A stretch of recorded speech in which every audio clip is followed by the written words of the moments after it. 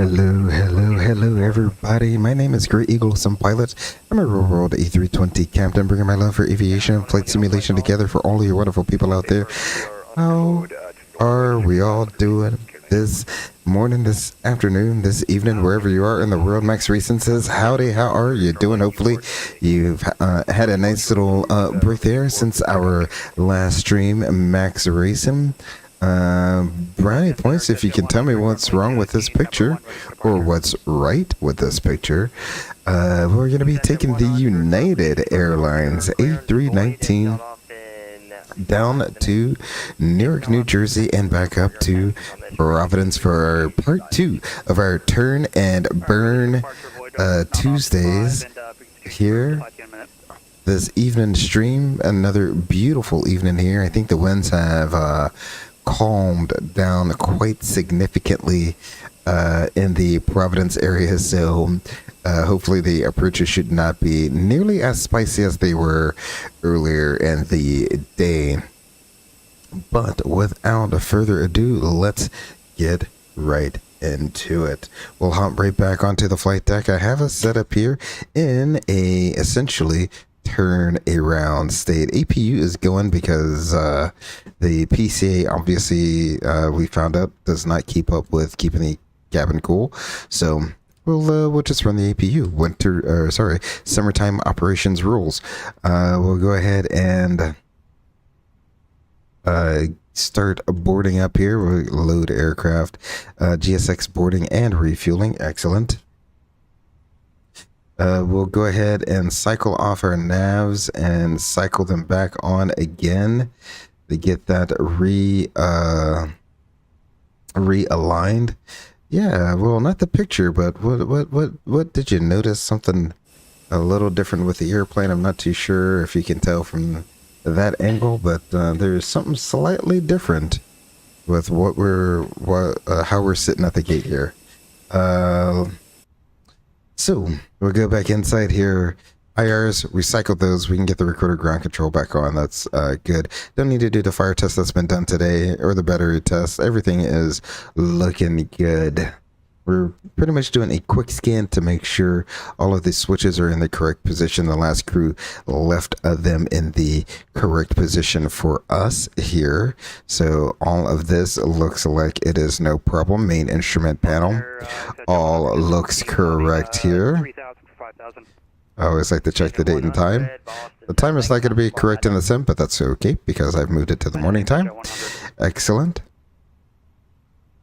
We'll come on down and we got the 2524.A5-A5s with the correct with the current database. So what we'll go ahead is what we will do is I want a net. That's what I want. So there we go. Max Racing got that correct. Because the temperature is so hot, we have the flaps at 1. There we go. The RMP and ACP look like their set lighting is checked. Radar PWS is off. That all looks good. Let's do an OSO check real quick. Oil hydraulic status and oxygen. That all looks good. Our trim is at 0. Thrust levers at idle. Engine master's off. Mode is norm. The speed brakes are disarmed. Flaps are at 1. We have digits displayed here in our rudder trim. The gravity gear extension is still. That all looks good. First officer's display I have set up to the load sheet there. His radio and audio panel are all set here. And we don't have a squawk yet, so let me go ahead and before we start inputting everything, let's go ahead and get a clearance, shall we? Hello, Center. United 3318 on the ground in Providence, looking for a clearance to Newark. 3318 Boston Center, clearance request. We shall stand by for that. Let's go ahead and we can do UAL 3318. There we go. Cost index is going to be 56. Pretty high cost index. I think we have a nice little headwind going down there this evening. 58, descend via the ocean. Cruise altitude is going to be 26, level 260. Ice Air 615, cross straight. I'm going to leave the ISA deviation as it is. We'll see. Because I tried to put the ISA deviation in there last time and it was completely off, completely wrong. So I don't know. Plus 17. Plus 15. Yeah, so we'll see. Current weather in Providence. Let's see. Temperature's 36 degrees. Big delays in Newark in real life. Ooh, I mean, that seems like Newark all the time. I'm not gonna lie. I'm pretty sure that's just normal ops for Newark, right? Let's see. Zero fuel weight is gonna be 123.6. 123.6 with a CG of 30.0. Very generous CG there. Our block fuel, we need 13.9. Del 2096, welcome back. 0 out of the route reserve there. Flight plan will take off on 23 this time is what we'll do. We'll take off on 23. There is no sit out of here. And we can plan on doing the, it's 22 left. So the ILS 22 left. Flossie 4 arrival. BAF transition. We'll go ahead and insert that. Excellent. We'll go to our winds page here. We'll uplink our winds. Go to performance. And let's go ahead and we'll do 2-3. We'll sync the prelim 139.7 or 139.1. Sorry, 139.1. What's our gate in Newark? It should be 96. 96 should be our gate in Newark there. Winds 280 and 8. I'm really yeah, okay, so that's definitely a headwind. So we don't take credit for headwinds. There we go, and we shall calculate that on out. We're looking at 135, 35, and 39. Flaps 1, flex 71. And oops, I did not send you to the McDo. There we go. There we go. Now it's in the McDo. 35, 35, 39. Flex 71, flaps 1. And for our descent, we'll do a 290 knot descent profile. There we go. Secondary flight plan, we'll copy on over the active there. And once we get a clearance, we'll be able to review the route. But currently, we don't have a clearance, so there's no route to be reviewed. What we can do, however, is once we're done, we can get our fuel pumps on. Yeah, okay. So we're done getting fueled up. A little out of order. However, let's go ahead and ask our FO if he's ready for a briefing. Yep. Excellent. What are our threats? The biggest threat will be departure out of here, taxiing around. There is a hotspot on our taxi route. American 69 is level at 15. And possibly dealing with online ATC. So that's the biggest threat. Player 4 858, the intentions. So we'll taxi out. Probably we'll take Tango and November Mike Alpha down to 2-3. It'll be a flaps 1 flex, standard reject considerations. Any questions about what we need to reject for? Nope. In the event of an engine failure after V1, we'll continue straight ahead to about 4,000 feet, clean up the aircraft, and work the ECAM, and plan a return back to 2-3. If we need more runway, we'll head up to Boston. Otherwise, we'll continue out radar vectors to our first fix. We'll get out of top altitude here soon.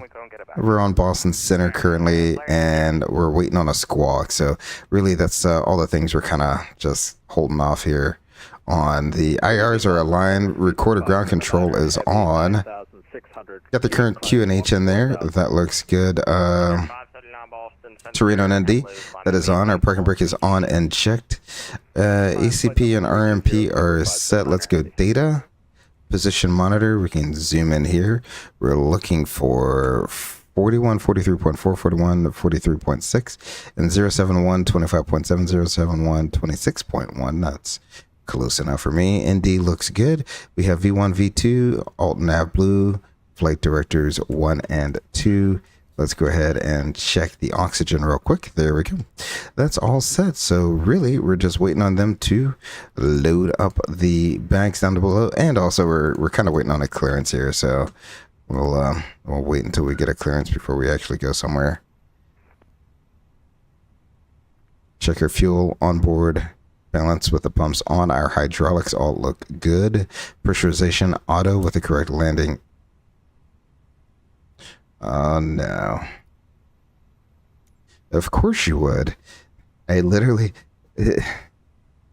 I don't know what Flight Sim does, but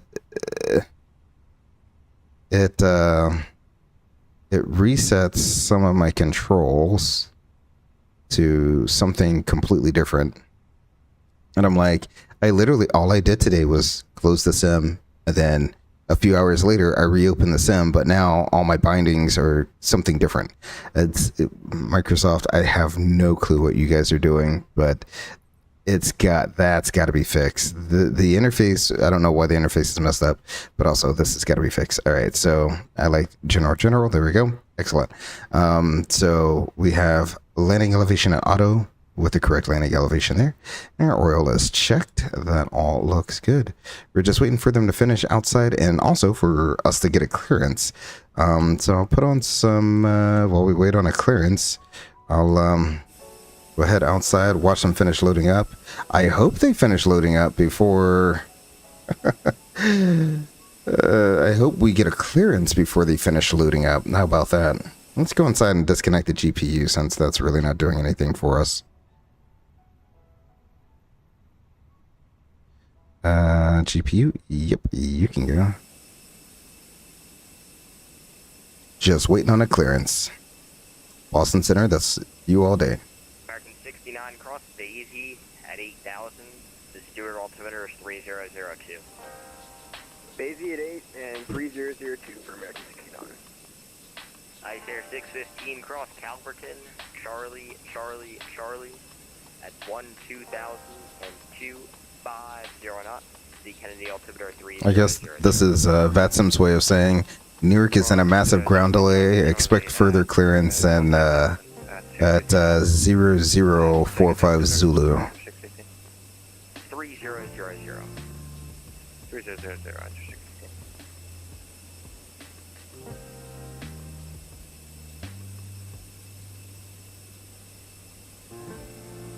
And set to player 582 now, they still have runway 33 left open at Boston.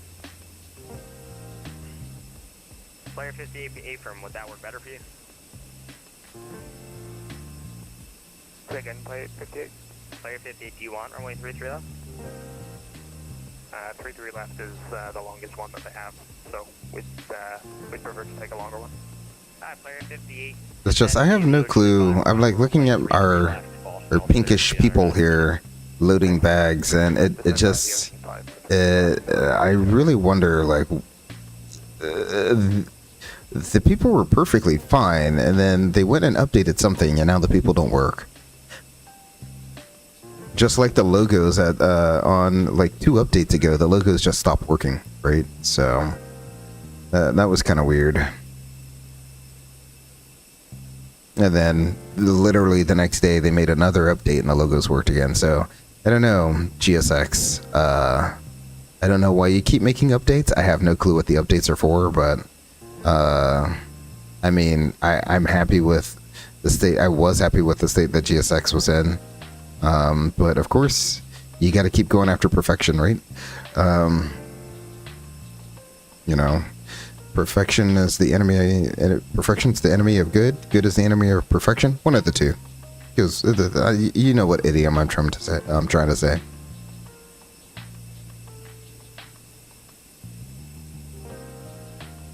Well, we're all done loading up. We're ready to go here. We're just waiting on a clearance. That's why I'm a non-GSX user.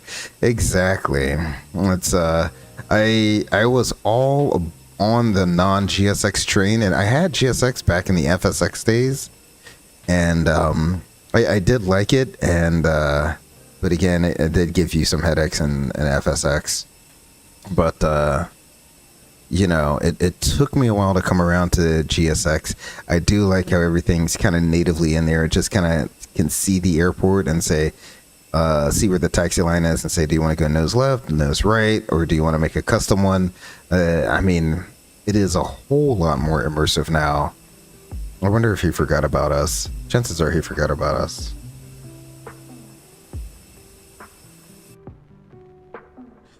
Aircraft is loaded. We'll go ahead and dismiss that. We'll go ahead and get the beacon light on.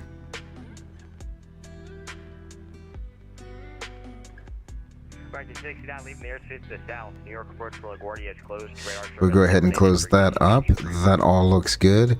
We're literally just waiting on a clearance.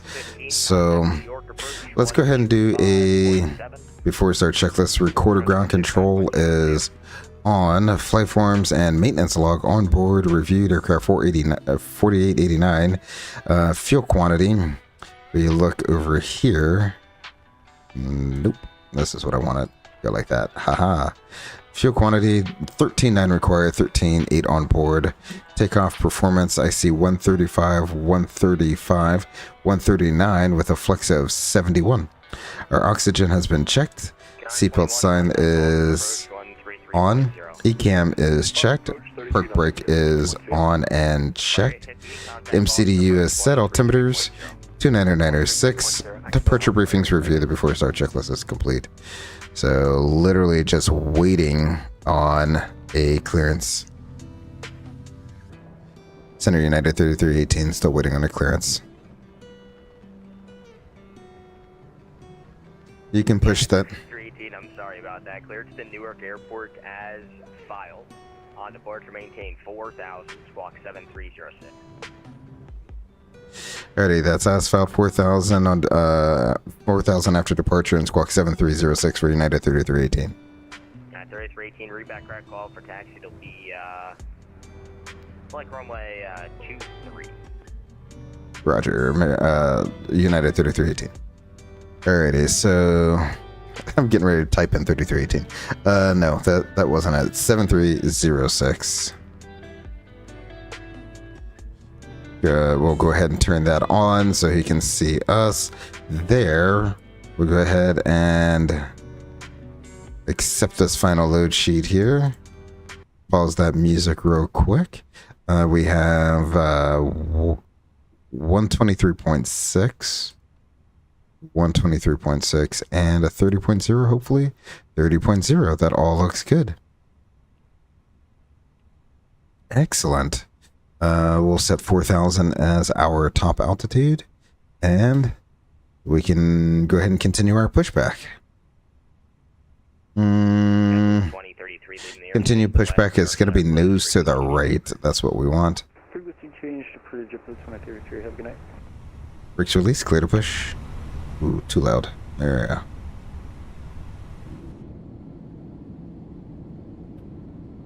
go. Our person whose face is attached to the ground. That's definitely what we like to see here. We'll do it from here.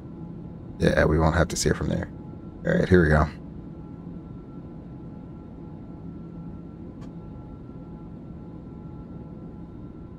Boston Center Warrior 2114 Foxtrot on the ground at Orange Municipal. Pick up our IFR to New Bedford. Alright, 21114.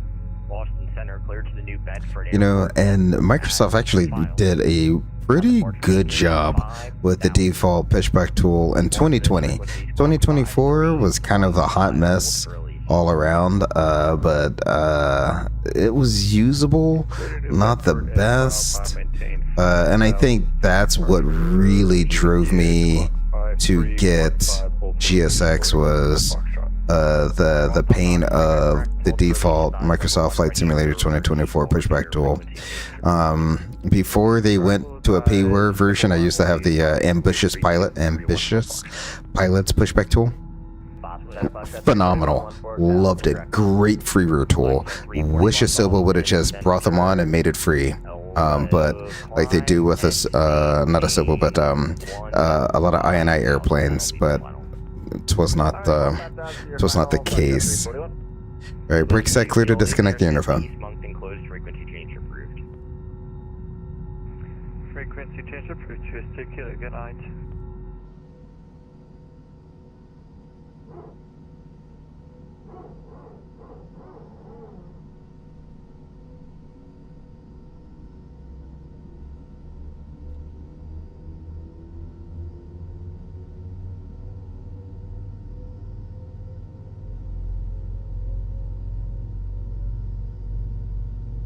Also, their sound effects are overly loud.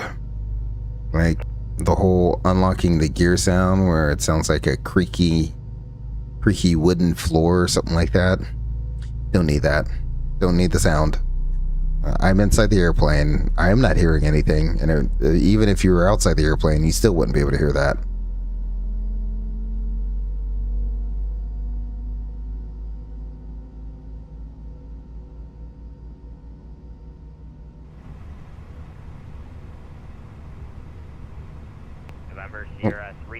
There's our flag.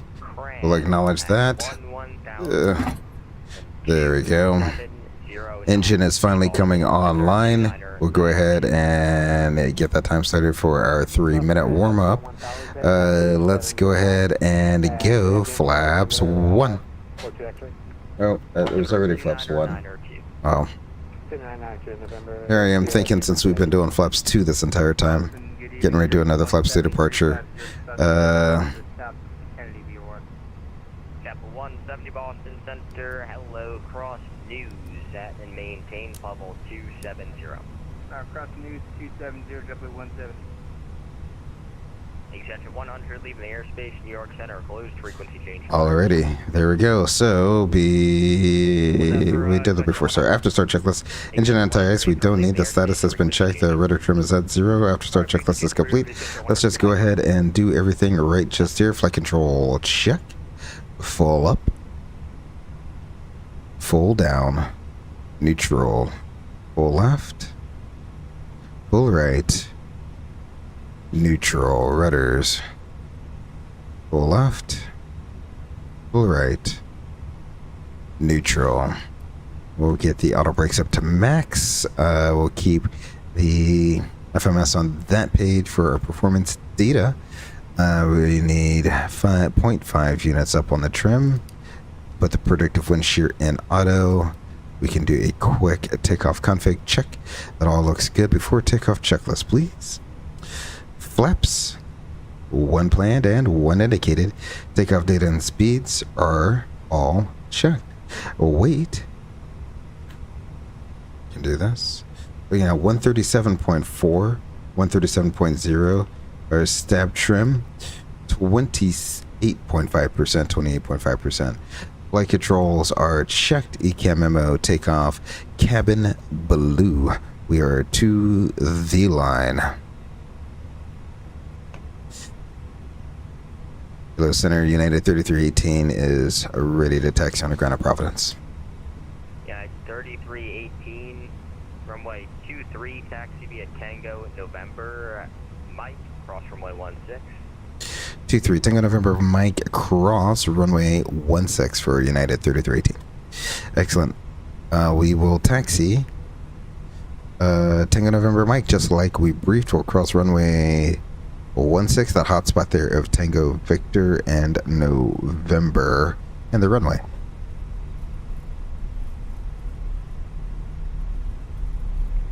Boston Center, Warrior 2114 Foxtrot, number 1, runway 32 at Orange, ready for departure. Our 2114 Foxtrot released for departure. Clearance void if not off in 5 minutes. If not off in 10 minutes. I have no clue. Like, there's no static aircraft. I don't have the static aircraft installed.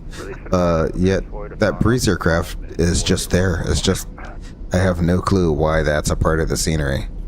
Do not know how to get rid of that.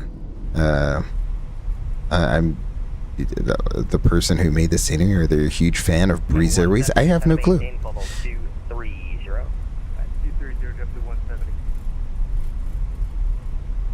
I have no clue. Let's go ahead and bring the sound back down to a more reasonable volume there. There we go. Right, Director Roebuck, and then what was it, altitude for JetBlue 170? Flight level 230. Alright, 230 direct to road about JW170.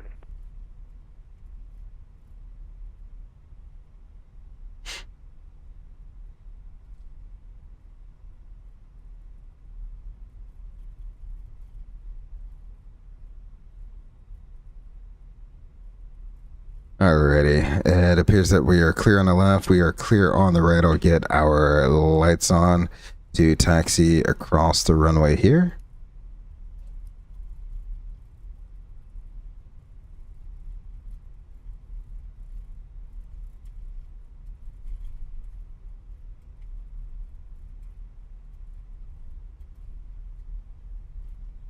Alrighty, and we can go ahead and turn them off on the other side there. Flight attendants, prepare for takeoff. There we go. We can go wow, they're still waiting for they're still getting the cabin ready back there. Below the line runway and FMS, we have runway 23 in the box on the screen and out the window. That is checked. Minimum takeoff fuel. I don't need to bring that up, but I can do that. Let's see, 8.4 required, 13.6 on board. Flight attendants are notified. Engine mode is norm. TCAS is TARA. Before takeoff checklist is complete.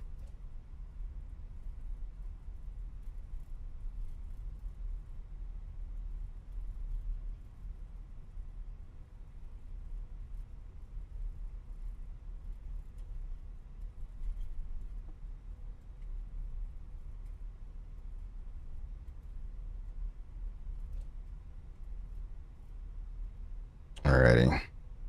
Let's see how sharp of a 90-degree turn I can make right here.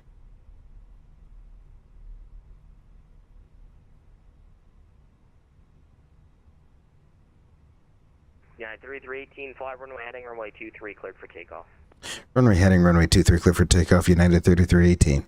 Alrighty, so there we go. We are cleared to go.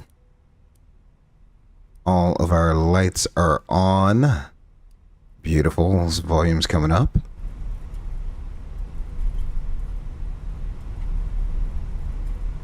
Also beautiful.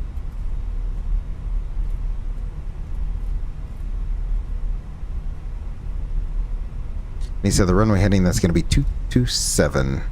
So what I like to do is after we are lined up for departure, I will spin it, and that should give us within 1 degree of runway heading. So there's our fresh lineup right there. And if I spin it, here we go. 2114 Foxtrot radar contact 2 miles west of the 1.05 on the upper half down on the side stick. That looks good. Flex.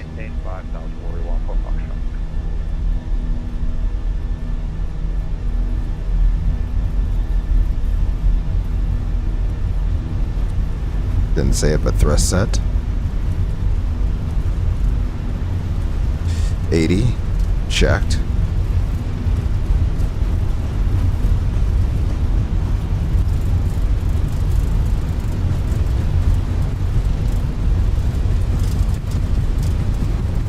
B1, rotate.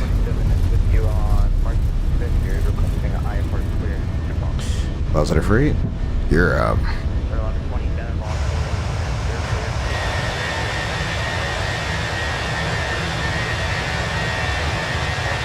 Beautiful. Heading. 0021 for 1127. Sorry, yeah. Do you want some 40 back? No, that's fine, Joan. 27, read back direct call for taxi, runway 24. It was 0021, correct? Climb. Climb is set. Go ahead and zoom this out a little bit there.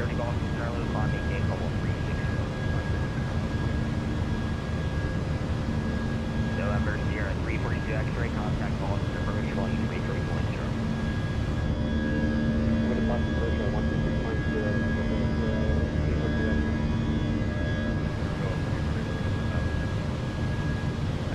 2030. You are, we'll just say that you're leaving the airspace to South New York Center, closed frequency change improved. That's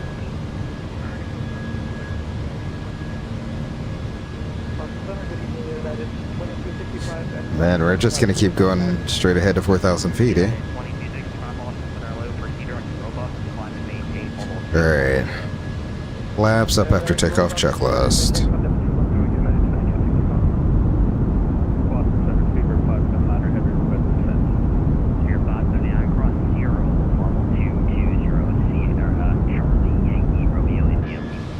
Beautiful.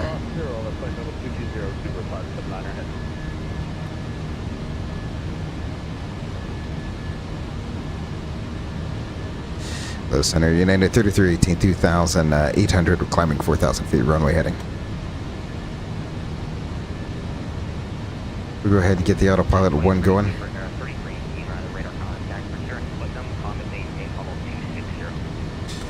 Putnam 260 for United 3318. Alrighty, so 26, that is set. Putnam, that looks good. We'll activate that. And we have 26, an open climb. We can manage that up now. So that should be perfectly fine. There, I'll bring the sim volume back down to a more reasonable level. Should be good. Thank you. And did Delta 2096 miss a frequency change? Delta 2896, leaving the airspace Cleveland closed, frequency change approved. Frequency change approved, Delta 2096, yeah. American 720, leaving the airspace, frequency change approved. Where are you going to come from, American 720? Bye-bye. Our 2114 Fox, for any approach you'd like into New Bedford. Warrior 1 for Foxtrot, we'll let you know. Sure. There we go. If you're joining us, we've just taken off out of Providence, Rhode Island, on the way down to Newark, New Jersey, the greater New York metropolitan area. United 3318, climb maintain 16,000. 16,000 for United 3318. Alrighty, for some reason, we'll stop at 16. Might have someone coming in right above us, that's probably why. So we shall go ahead and do that. We'll stop at 16,000. That all looks good. Yeah, 3318, actually, climb maintain 10,000 for now. 10,000 United 3318. Then, so what a lot of people do is at 10,000 feet, they'll just sit around and hang out at 250 knots. You are at 10,000 feet. You can go. Oh, there is someone right in front of us. Over to the dark side. Have a good night. Thanks. That's why we're leveling off here. We're 9 for 10.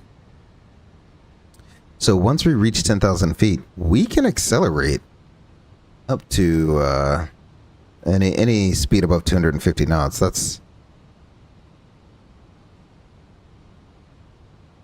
I don't know if I... There he goes. Right above us there.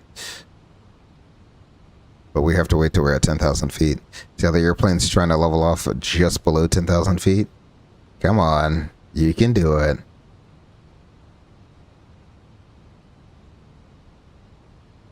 Close enough for me. We'll spool it on up to 340 knots. I'm sorry, turn right here, heading 080 vectors for descent. Right, 080, Foxtrot 341. You can see our route kind of takes us out and then back around. Very interesting route. Technically, we can let the flight attendants up as well. There we go. We're out of sterile. Alrighty, we'll climb maintain 16,000 United 3318. Alrighty, 16. That is set. We can go ahead and manage that climb as well. And what we can do is now we can trade altitude or airspeed for altitude. So if I go managed, What's the call sign? we'll pop on up to 16,000 feet real quick. I'm guessing someone else out there must be at 17 or 18,000 feet. So that's why we're restricted to 16, at least for now.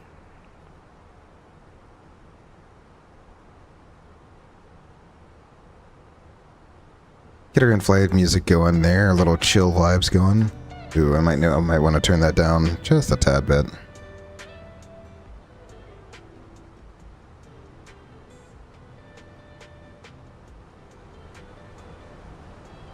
Foxtrot 341, this is to maintain 3,000. 3,000, Foxtrot 341.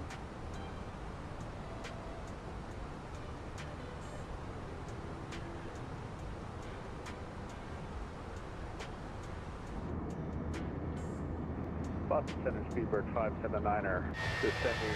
Beautiful departure out of Providence. It has been a fantastic day outside along the northeast corridor here. Absolutely amazing. Hey, check VATSA map in Newark. Let's see what we have going on here. Well, Newark itself is busy. They have clearance delivery, ground tower, the ATIS is on, and they have a New York approach controller on. I don't know if they control all of the approaches or what, but Newark is definitely going crazy right now. We have 3340 there on the ground. Looks like Newark to Providence. I do believe that's Max Racing. So, yep. Well, we will be parking at gate 96, Max Racing. 96 is the gate we're going to be parking at. I hope it's open. I can't really tell what gate you are on the map because none of them kind of make sense from where I'm looking at, but it looks like there's a decent amount of traffic there, though. I see 1, 2, 3, 4, 5, 6, 7, 8, 9, 10, 11, 12, 13, 14, 14 aircraft on the ground right now.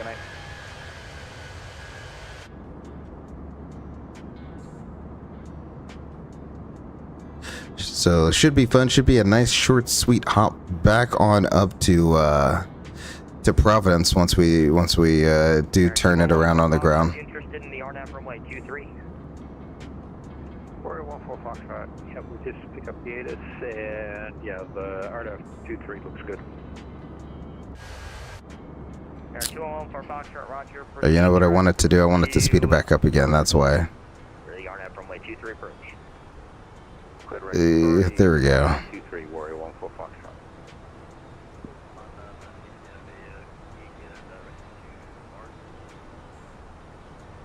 There we go. Postman 950 for direct mark.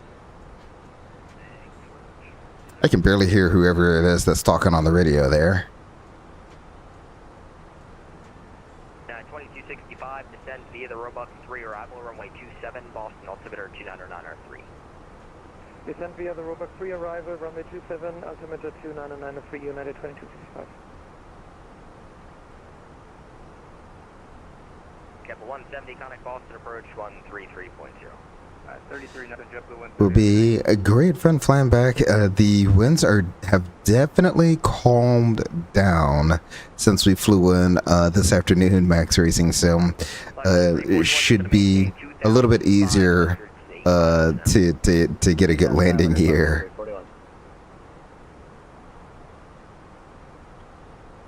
Although I am in a 319, so we all know that's what my thoughts and feelings are on the flare logic in the 319 versus the other two airplanes. It is what it is, though. Speed limit exceeded. There was no speed limit exceeded. We were at 10,000 feet. Don't you pull any of that stuff on me, box. Alrighty, we are starting on the arrival here. Let's put there is an expect here. Crank at 7,000. So let's go ahead and get crank at 7,000.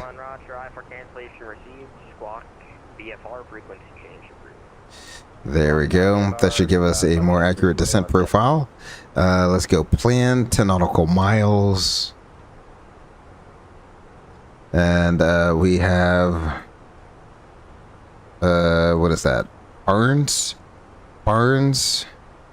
then Bowen, then Wigan,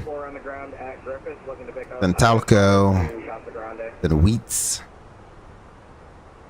then Halon, then Flossie, Crank 7,000, Shafe, to destination Sparta. on departure climate And then it says here, landing 22 left and right, expect radar vectors approaching Sparta VOR. So somewhere in here we can expect radar vectors. Otherwise, we can continue down to Filbo and then Hakir. And then it's a heading after that. And then we can anticipate doing the visual backed up with the ILS to runway 22. So I love this because Newark has they get an interim fix here, a Zecco, but we have, if you listen to how the controller say it, they call this Patron, and then just forget Zecco's there. All right, so it used to be way back in the day, Patron, gimme buzzed. Those whoever built this approach was very hilarious because it was Patron gimme buzzed. I am not sipping on Patron tonight, so there will not be Patron getting anyone buzzed. So we have Patron, Izeco, gimme at or above 2500, Zafby at above 2000, and then buzzed at 1500. And there we go. From buzz, we're looking about 5 miles. So 5 miles, it rounded up to 5 miles, 3-degree glide slope. For the missed approach, it looks like it's a climb to 500, climbing right turn to 3000 on a 225 heading inbound on the Yardley 069 to Kilma and hold. So we'll take all of that out to Kilma there and hold. Let's see. So the arrival has been reviewed. We have ILSQ 108.7, 108.7. It's a 3-degree glide slope. That makes a lot of sense. With a front course at 218, 219, that's close enough for me. Let's go Newark. Good night, sir. 22 left. And our performance approach page here. We'll click on Newark, get the weather from hopefully Vatsum Atis. Yay, there we go. Papa. The altimeter is 3000. Go ahead and put that in there. 37 degrees. Another flaps 1 landing after landing. And the winds are 320 at 7.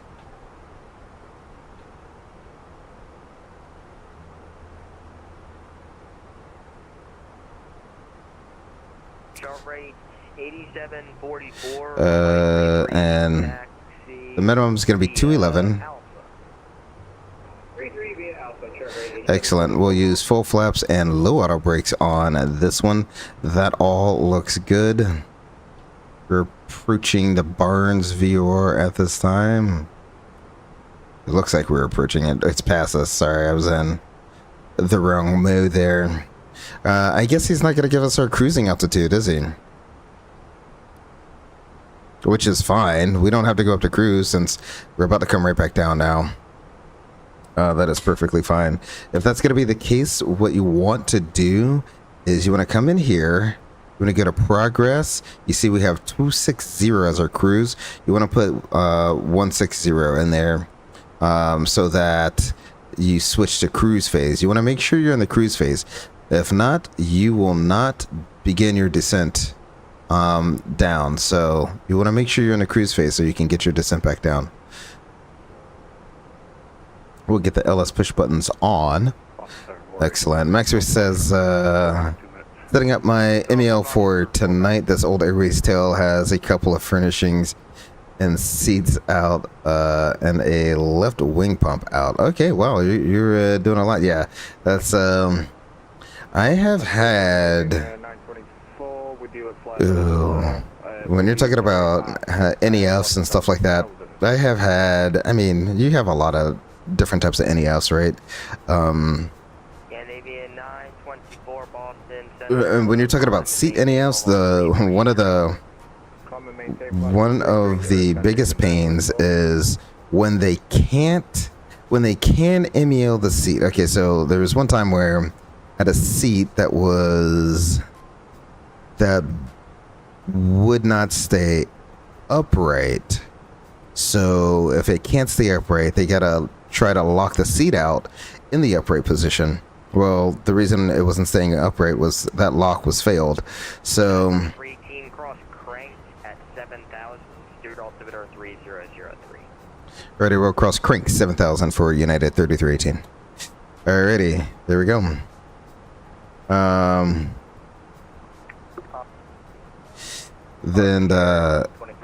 And so, you know, here we are thinking maintenance is going to come on. They're going to lock that seat in the upright position, and then we're going to be good to go.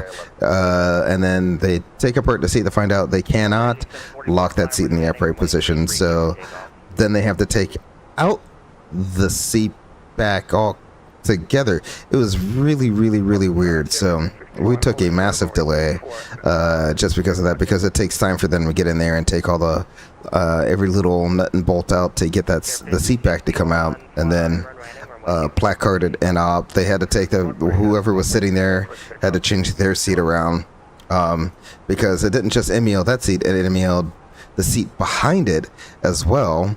Because get this, and this is my logical thinking, no one told me that this is the reason why they did this. This is just my own rationalizing. There we go.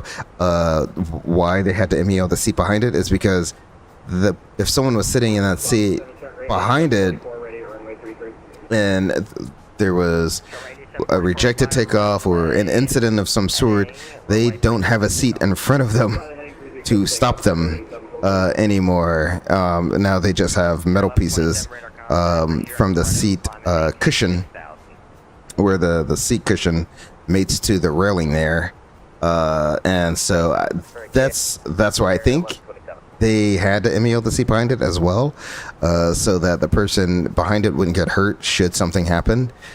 It's a long shot, but that's my best guess.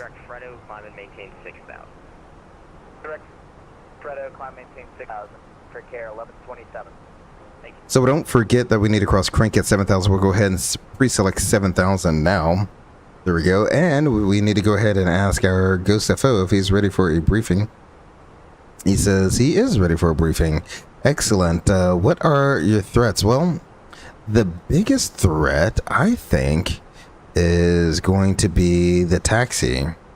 So they got a lot of these, almost like Houston, a lot of these double taxiways here. It should be straightforward. Once we do cross 22 right, it's going to be either Alpha or Bravo. And that takes you all the way around. I'm thinking we'll go in at the Romeo Kilo entrance. That should take us to Terminal 2. That should take us right to gate 96. I didn't actually check to see where 96 is. I just wrote it down. I have it in my notes here. No. Okay. Wrong terminal. We're going to be in Terminal 1. Okay. So, or Terminal Charlie 1. Okay. So, Romeo Hotel will be the entrance then. Romeo Hotel. Excellent. 44 radar contact for Struck Syracuse, climb and maintain 10,000.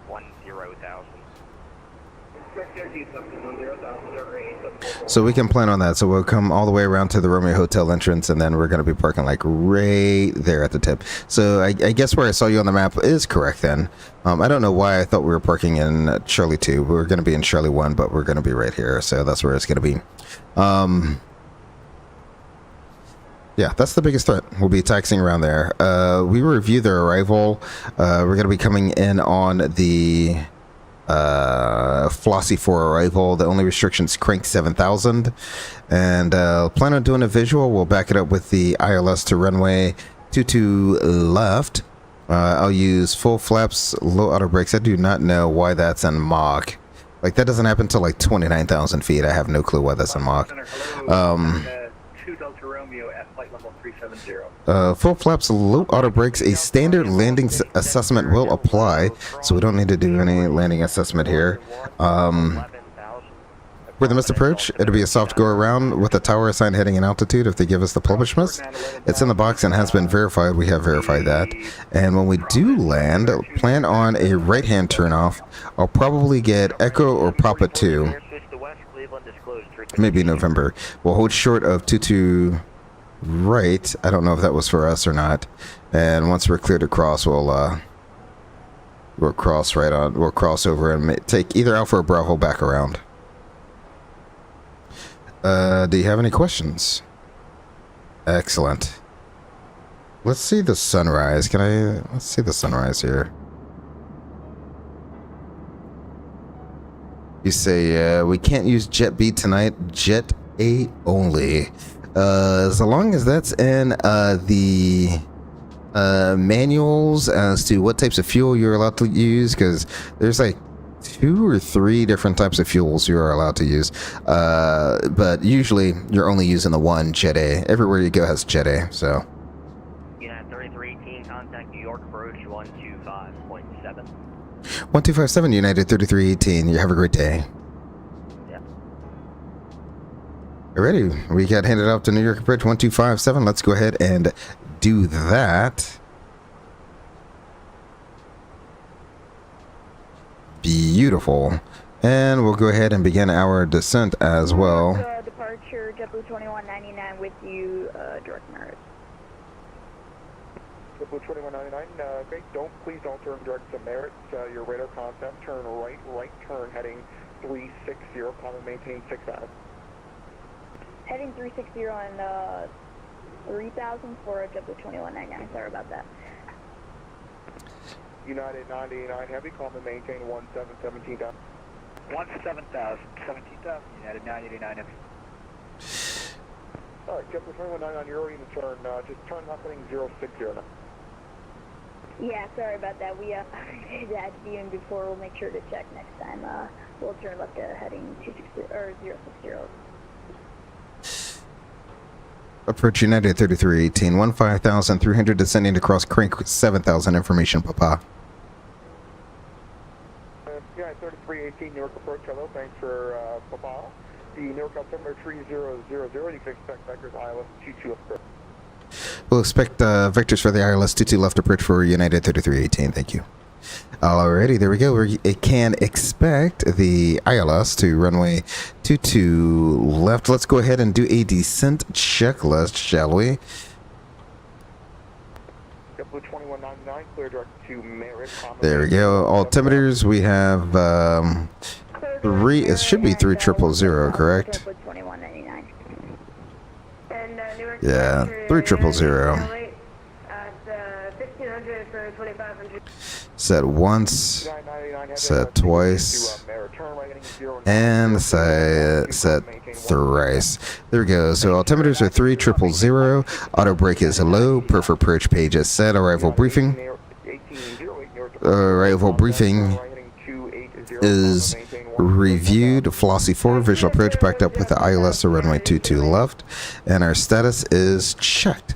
The descent checklist is complete. We're right on profile.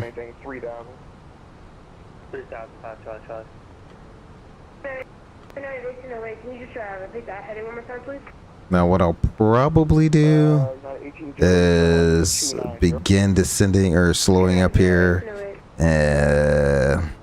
Well, we'll see. I'll start it at 12,000 feet. The aircraft likes to descend to 10,000 feet, then slow down, but also keep descending. I don't know what's going on with the vertical profile on the Phoenix, but I have noticed sometimes it will decide to slow down below 10,000 feet. Received messages here. United Ops. Yeah, we took a massive delay there. That's okay. 3205 Charlie, and if I drop out for a second because my frame rates are terrible. Yep, I see that. You kind of keep dropping up, but no problem. Yeah, if you need me to be gone, just tell me. If you need me to be gone, just tell me. Alrighty, we'll go ahead and begin slowing up now. 134.7, sorry. Let's check that that sunrise again.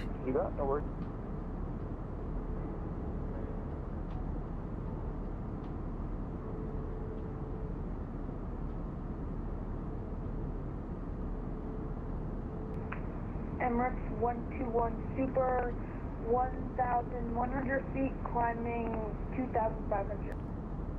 Emirates 121 Super, Newark departure, radar contact. Ooh, we have a super on board, A380. That's something you really just don't hear that often. Let me go ahead and prepare the flight attendants for landing. Flight attendants, prepare for landing. Climbing, maintaining 6,000, Emirates 216. Yeah, 989 Heavy, flying heading 100. Heading 100, United 989 Heavy. Let me see. We're a little high on the profile here. Let me check the progress page. 515 Charlie Charlie, turn right heading 030. Sorry about that. 03055 Charlie Charlie. It's coming back in. Since I slowed up a little earlier, it just threw off when that slowdown is going to happen. Let's see. I may need a little help. I may not. It's slowly coming back in. Emirates 121 Super, turn right heading 360. I think they're blocking each other is what's happening.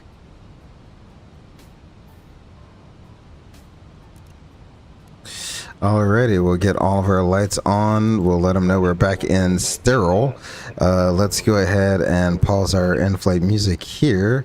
And let's go ahead and start Emirates our replay. I did not need that to happen. Why are you starting twice? I'm very confused about that. Merit, calm and maintain 17,000. Direct to Merit 17,000, United 989 Heavy. Start our first landing. Maintain 17,000. There we go. I do not know. Like that's another thing that's happened is flight recorder replay has been do a little bit, just a tad bit on the speed brakes here. As much as I hate doing speed brakes, we'll extend just a tad bit of them. Emirates 121 Super, 360. Since this is having a very hard time. Right 0905 Charlie Charlie. Emirates 121 Super, turn right heading 040. 8 for 7. VI Turn right heading 040, Emirates 121 Super. United 20, or correction, United 3318, flight heading 180, that's going to maintain 6,000. 180, 6,000, United 3318. 180. And let's go. Oop, nope, 6,000. There we go. Beautiful. Now what I'll do is we will extend a line, a straight line off of Expo. So at this point we can go range out. Actually, we'll leave Patron in there. In fact, this is not going to do it because it is not the real airplane. But Right 135 Charlie Charlie. Emirates 121 Super. if you clear all of this up in the real airplane, Need you to pay attention, all right? Emirates 121 Super, you're cleared direct to Merit. Cleared direct to Merit. when you're within 5 miles, it will automatically start cycling to the next waypoint. So we will see if that will happen here. United 402 with you climbing to 15,500. We will see. 15 Charlie heading to, correction, heading 190, join the local line. 190 solo 5 Charlie Charlie. But it's kind of interesting how far away from New York City proper we are.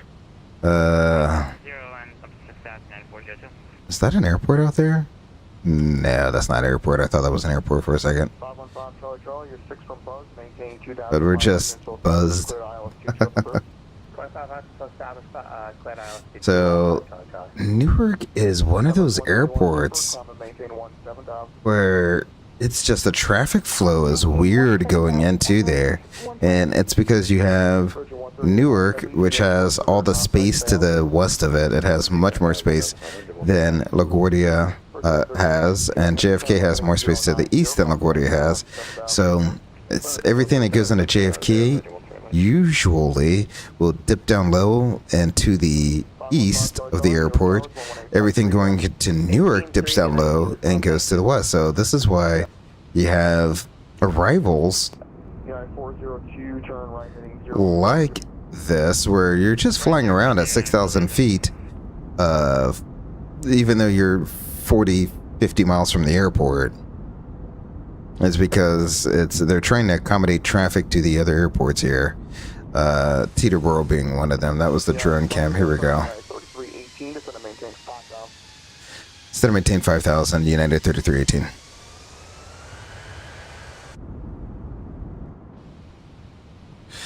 Alrighty, don't know why the engines randomly spooled back there and then came back up again. So 5,000 will go open. And if we haven't done so already, let's go ahead and activate our approach phase. That looks good. We're slowly approaching the New York City area there. 150, United 3318. Level 301, Newark departure, radar contact, turn right heading 290, climb and maintain 10,000. Right 290 and up to 10,000.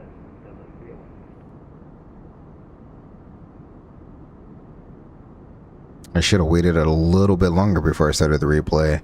I just would hate to forget the replay as the big thing. Direct Merit, climb maintain 17,000 and 4 Jet 2. Version 138, Mike, heavy turn left heading 050. That's it from there, Version 138, Mike. Hey, Version 138, Mike, heavy amend altitude, climb and maintain 9,000 for now. Better 9,000 for that, from there, 138, Mike.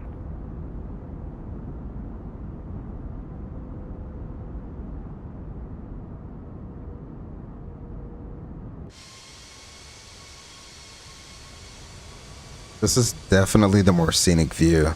It's like you have the mountains, the woods, the lakes, and then as soon as you cross over, you just have suburb after suburb of the New York City area.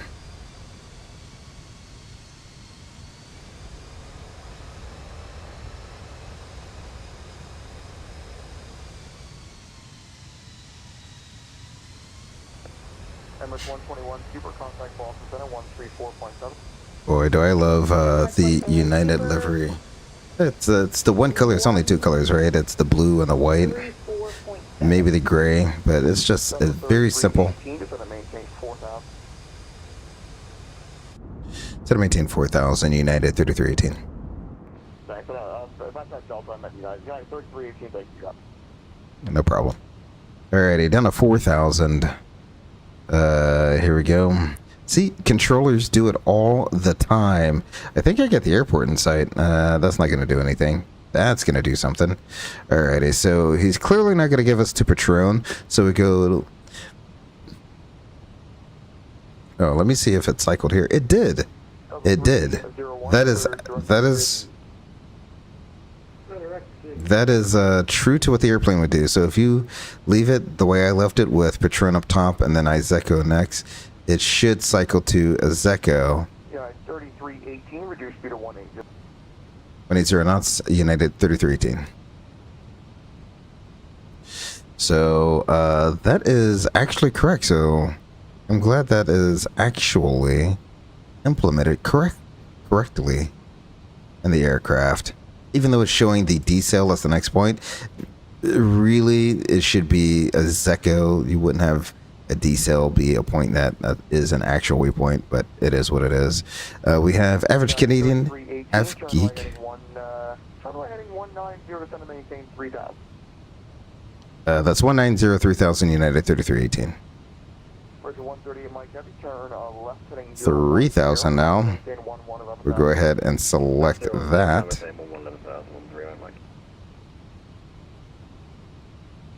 Level 301, climb and maintain 17,000. At least since this is white, I'm hoping that it's cycled correctly. We shall see. 3318 or 10 miles from Buzz, maintain 3,000 until established on localizer, cleared ILS 22 up approach. 3,000 until established on a localizer, clear to ILS 22 left approach for United 3318. There is Teterboro right in front of us. That's Teterboro. There's our New York City skyline. Absolutely beautiful. United 402, contact ball. Flaps 1, speed verified. 134.7, United 402. Well, I gotta go. Happy landing. Thanks for just stopping into the Eagles Nest there, average Canadian Nav Geek. Really do appreciate you stopping in and leaving a quick little comment there. Hopefully you have a great evening this evening, and thank you for tuning in a little bit to the stream there. I really do appreciate that. Richard Virgin 130, Mike W, cleared, direct Merit, climb and maintain 17,000. All right, review next minus 10 flaps to speed verified. All right, we got the double capture, glide slope capture, localizer capture, southernmost approach altitude. That's going to be 3,000 feet. 3,000 feet is set.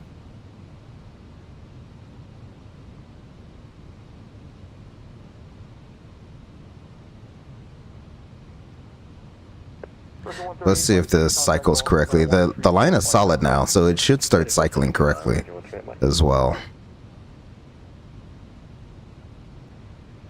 Departure low, precare 3519. Tower is 18.3. Let's go ahead and pre-select that. 19, no departure, radar contact, turn right heading 290, climb and maintain 10,000. Alright, right 290, climb maintain 19,000, precare 3519. Yeah, 10,000. There we go. Finally made it all the way over there. Beautiful. It is cycling. 318, contact Newark Tower, 118.3, connect. Over to Tower. Thanks for the ATC, United 3318. Alrighty. 2 right, clear for the option. I just took the option 2 right, let's go line. Hello, Tower. United 3318, ILS 22 left. Is someone doing touch and goes on 22 right? United 3318, Newark Tower, good evening. Wind 3207, runway 22 left, clear to land. 22 left, clear to land, United 3318.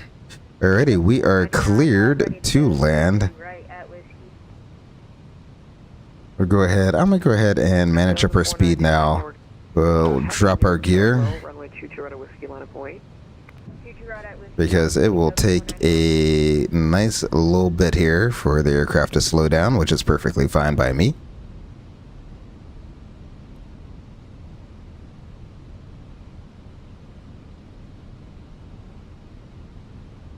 FenixA minus 10 flaps 3, speed verified.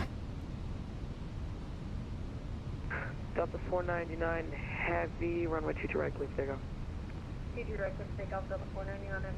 All right, FenixA minus 10 flaps full before landing checklist. Speeds verified. Before landing checklist altimeters, we have 3,000 and 1460. Engine mode is norm. Landing gear is down and 3 green ECAM memo. Landing no blue before landing checklist is complete. Reaper 1 traffic. Reaper, love that call sign. 3 miles up southbound ILS, runway 22 left, report inside. You're doing real time. I am doing exactly 12 hours behind, so it is don't know, 8 o'clock in the morning. Yeah, 8:30 in the morning instead of being 8:30 at night. Yeah, 3318 traffic as inside, maintaining biz. Roger, United 3318. Someone's on the TCAS. Oh, there they are. That must be Reaper, someone or another. Cool call sign. There they go. Hello, goodbye.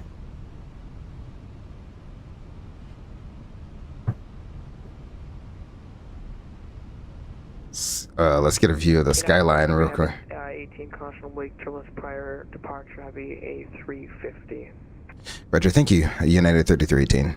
Should not affect us too much since the winds are blowing mostly down the runway. It's not blowing that turbulence over to my runway. Alrighty. Excellent. So let's go ahead and turn the sim volume up. Alright, I will see you all on the ground. We are 500. Stable target sync 7, and we have the CFS going on here. Get a nice massive displaced threshold.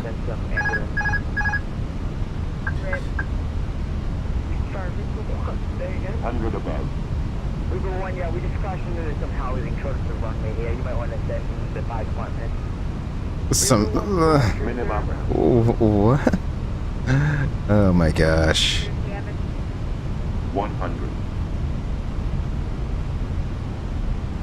50. 40. 30. 20. Retard. Drive. Beautiful. Deployed.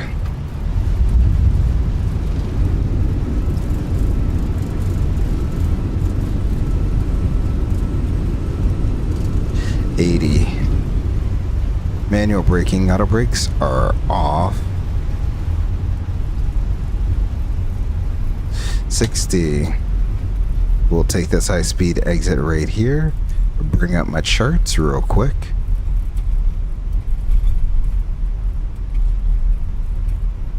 There we go. We are on November.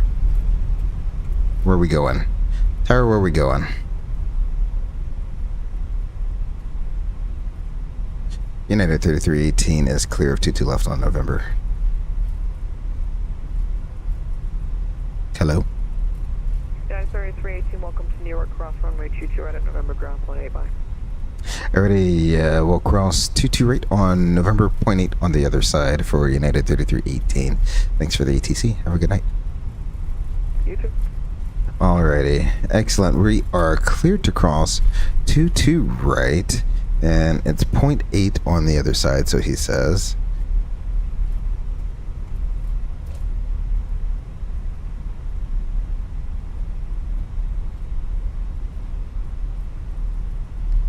There we go. 121.8.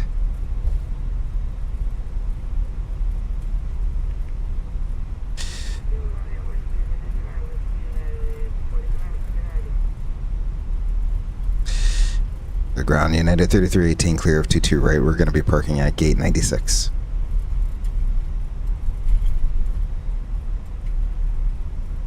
United 3318, your ground, good evening. Taxi to parking via November Alpha Romeo Hotel. Good night.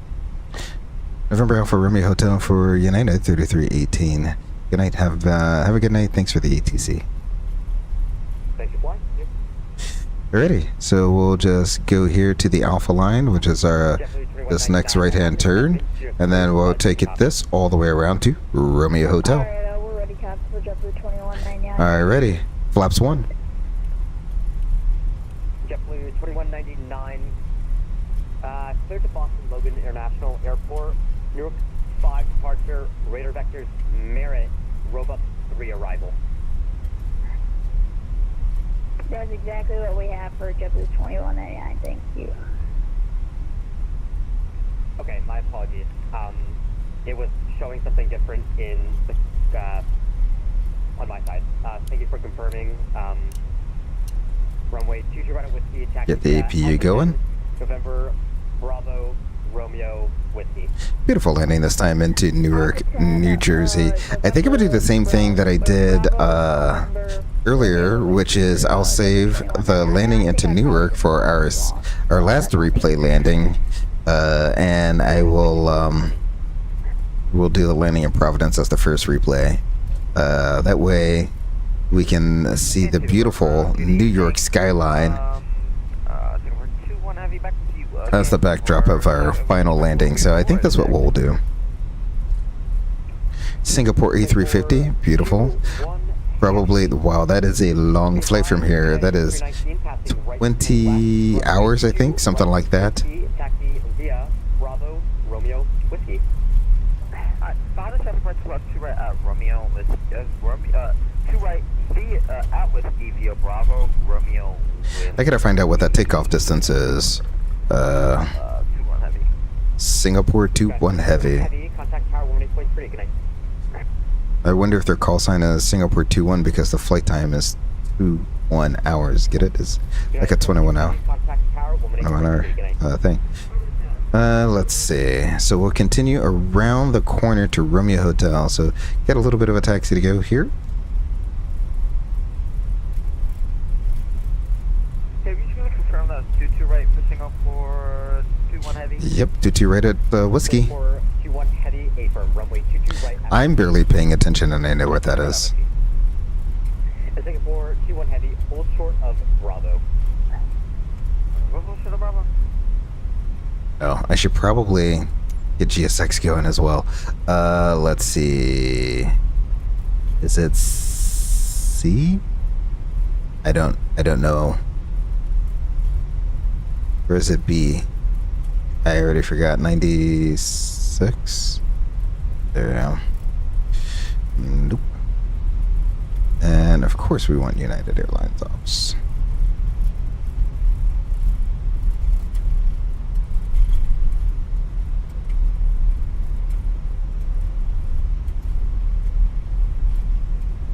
Let me bring the tablet back up here. We got November and then hotel. So this is Romeo November. Next one's going to be Romeo Hotel. That's the entrance we shall take. I'll turn the sim volume back down to more reasonable level for. Sorry about that. There we go. Chat, welcome to Newark, New Jersey. My first time here on stream. 421 Heavy holding short.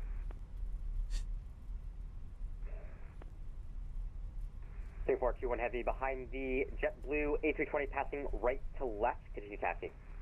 Behind JetBlue passing right to left. So this is Romeo Hotel. Romeo Juliet is the next one. Singapore 21. Turning into the alleyway. I'll go ahead and get my lights off. Then we should have gate 96. Which should be right just on the end here. I see my purple people. Standing up right there. Do I have a marshaller?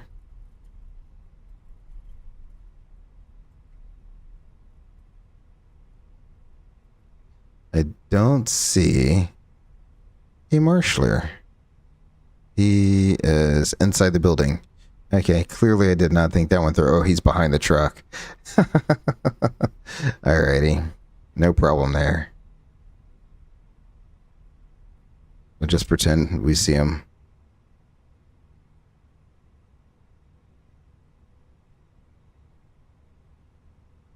Or he's in the truck. Oh, wow. Absolutely amazing. That's what I get for not going through and double checking every little aspect of everything.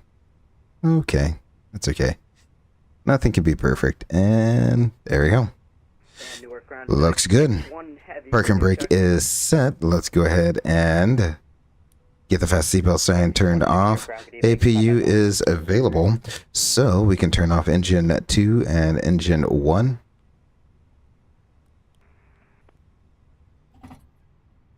We can get the fuel pumps turned off. Ground, that's 2312 with you, terminal Alpha, gate 11 Alpha. Beacon light can come off.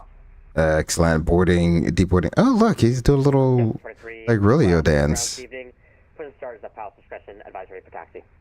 Alright, we'll call back on the taxi rate, that's 2312. Traffic in front of me, can I get your ground speed? I should turn the volume up on that. That is quite fun when you get the little dance there. Hey, Max Racing has his tires back now. His landing gear was gone on that last landing. Have no clue. Like I said, FSLTL does whatever it wants. We'll do checker engine oil, hydraulics, all looks good. Status, no class 2 messages. Excellent. And the oxygen also looks good. Let's go ahead and check our company messages here. JetBlue 2199, contact tower 18.3. Good night. 118.3 for JetBlue 2199. Good night. Thank you. Looks good. Just a generic arrival message. Alrighty, so eek, there we go. Alright, so we'll go ahead and get that going. Beautiful. Shutdown checklist. Park and brake is on and checked. Engine masters are off. Engine mode norm. Speed brake disarm. Radar is off. Wind shear PWS is off. Our fuel pumps are all off. Although we have fault lights. I don't know why we have fault lights here, but we'll see what that's all about. And our slides for disarmed APU is on. Shutdown checklist is complete. Alrighty. Let's check our fuel page here. Well, there's no fuel in the center tank, so why they would be... It is what it is. When we refill them, we'll see what happens. I don't know why they're trying to run right now.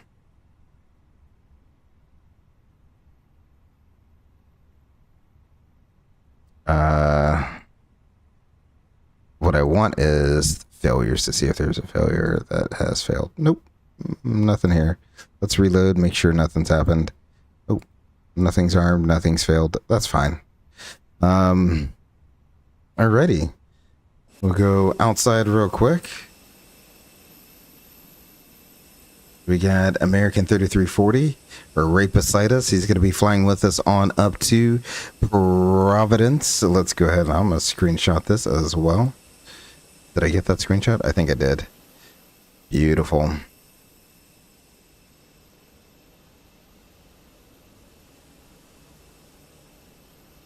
Newark ground, United 2340. I want to hide the purple people. That's what I want to do. Hide the purple people. Not gonna get away from it though. Oh, that's a cool picture right there. United 2347. Could I do the same thing with my airplane? Yeah. I could. 2347. Doesn't look as cool. Because you want to get the whole logo. There we go. Excellent. We'll get some turn music going for you here. Like I said, this terminal, so this scenery actually gave me the option to not have everything modeled on the inside, so you can see it's very basic, which I'm perfectly fine with, because from the airplane, from the outside, you really can't even see inside. You just would see very dark tinted glass. So we will leave the camera there. We'll get some turn music going. I will probably log off of the VATSIM network here momentarily, just to get the new flight plan in there. Which, let's go ahead and do a new flight here.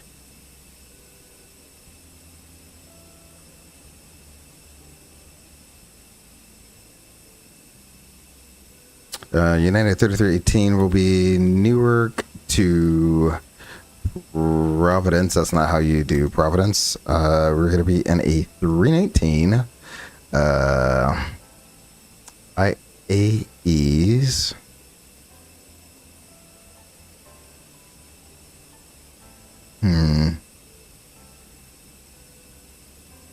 It really wants to use 2-9.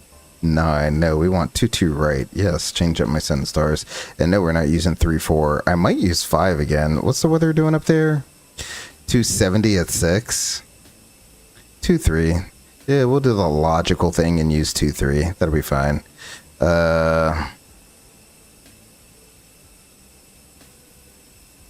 Let's see.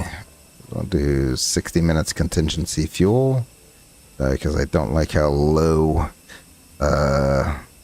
Simbri fuels you. And let me double check the altitude here, because sometimes they like to take you super high. Why is it on the way back? It's a super reasonable altitude, but on the way down, it was like some insanely high altitude. It wanted me to go to 39,000 feet on the way down, and I'm like, okay, that makes no sense. All right, all of that looks good. I think I'm happy. Well, I didn't check the weights. Let's see. Okay, we should be below our max landing weight, so I am happy with that. I will go ahead and disconnect from the server. I forgot to stop our replay. We can stop recording. That's replay number 1. And let's go ahead and get the Fly Life Studio swapped around. There we go. It should be showing Newark to Providence now. Looks good. And let's go ahead and generate this flight plan, shall we? Oh, wait. I forgot to put in the correct tail number. November 889 UA. Gonna be 4889. There we go. Should be good. Excellent. We'll generate that flight plan now.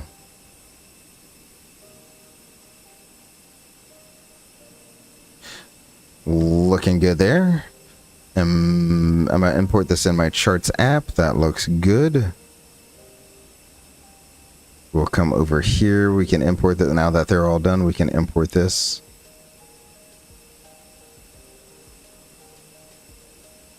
While I'm at it, let me go ahead and weather ATIS VATSIM from Whiskey 10,150 feet. That's the number I wanted. 10,150 feet. That's imported. That's imported. Let me go ahead and file this on the network VATSIM.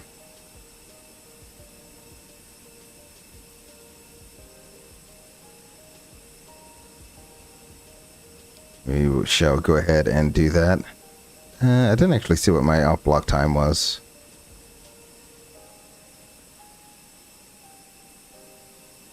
Okay, about 30 minutes from now. 29 minutes, really, is what the scheduled out block time is. Alrighty, so that is filed. I do think they have. Nope, it's just ground now. So United 3318. Okay, yep, that's us. We're actually no, we're in a 319. Wow.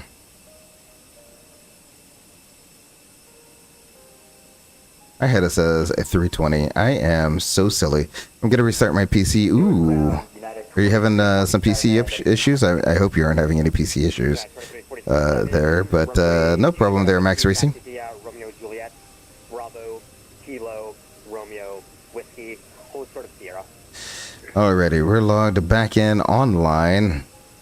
22 right at Whiskey, taxi via. Let's go ahead and. Romeo Juliet. Are we done deplaning? Yeah, we're done deplaning. We're done with all of that stuff. So we'll load aircraft boarding and GSX. So 2312, continue taxi. Oh man, I forgot to reload this, didn't I?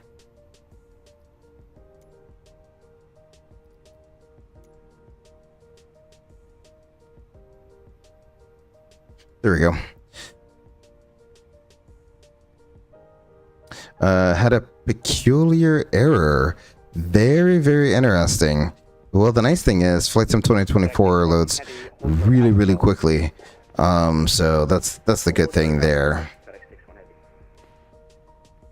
Alrighty, we're boarding up now. Don't need to cycle the IRs. We can get the recorder ground control back on. 3000 is the meter. I have my terrain on ND on, so that's good. Park and brake is set, and that is checked. If we really want to, we can double check our position again. Where is it? Oh, of course it's going to be like that. Alrighty. So we want data. Position, we're looking for 40, 41.5, that looks good, and 074, 10.4, 074, 10.1, that's good enough for me. Excellent, so we've done all the way up until there. Let's go ahead and do an init request. Wait, hold on. Import new flight. Okay. We'll reset everything. I forgot to, we'll re-import. There we go. Mass and balance, load aircraft. There we go. Now we can do it. Okay, they're still loading. However, I hope it doesn't do that weird thing every few seconds. There we go. Okay, 115 passengers. Does that track? Is that what we're taking, 115 passengers? I have no clue. How do I see my passengers? 115. So it did load in the correct one. There we go. Excellent. I think ground control is literally the only person left online. Everyone saw me flying in and they got offline. So we have 121.8. I'll get a clearance here in just a little bit. Traffic number 515 Charlie, taking off 22 right, Newark 5. Let's go ahead. You're still on the ground frequency. We'll rotate that back the correct way. Let's see. We're going to be United Airlines. Information, Quebec now current. Quebec. 001. Alrighty, 3001. Continue taxi. Continue taxi, United 2347. Beautiful. Alrighty, a cost index of 49. United 2347. We'll be at 17,000 feet. That would be Romeo Whiskey. The current temperature is Proceed via Kilo Romeo Whiskey. 37 degrees. Romeo Whiskey. 2347. Next page here. Load sheet. That's not the one we want. We want the newest one. 10 minutes. 10 minutes. Alrighty. I might just wait until he's closed. Zero fuel weight is 116.4, 116.4 with a zero fuel weight CG of 28.7. Block fuel is going to be 16.5, it looks like. We're going to be landing with 12.0. That's a lot. Do I have an alternate? Oh, they gave me an alternate. That's why. I forgot to undo the alternate. That's all right. So we'll do an alternate of JFK. We'll put the alternate fuel at 2.6 in there. And that'll give us proper fuel planning there. 22 right is going to be our departure. I'm thinking it's going to be the Newark 5. There's a Devil, Newark, or Port. So those are our options. Let's see. So we got Devil. Oh, they got a Liberty departure. I don't know what that is. Yep, not the right runway. Liberty. Well, that's a very interesting one.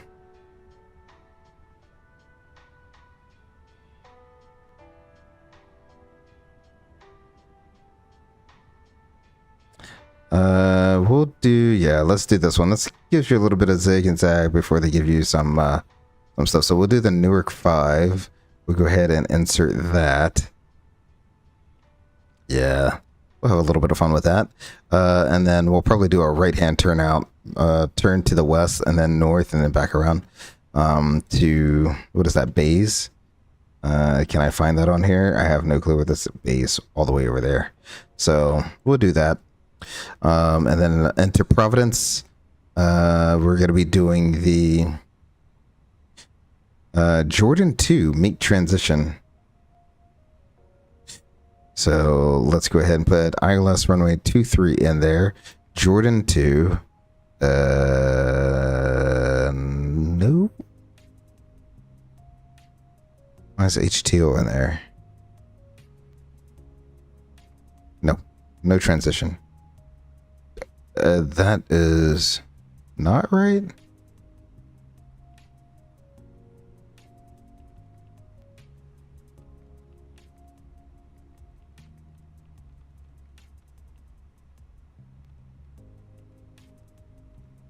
Okay, so we got all the way the Victor Airway to Wacky. No, it should be Victor Airway to Mink, and then Mink for the Jordan 2. Okay, yeah. Okay, that looks good. That all looks good. I will accept that. Back to the initialization here. We'll uplink our winds. Let's go ahead and get some takeoff performance, shall we?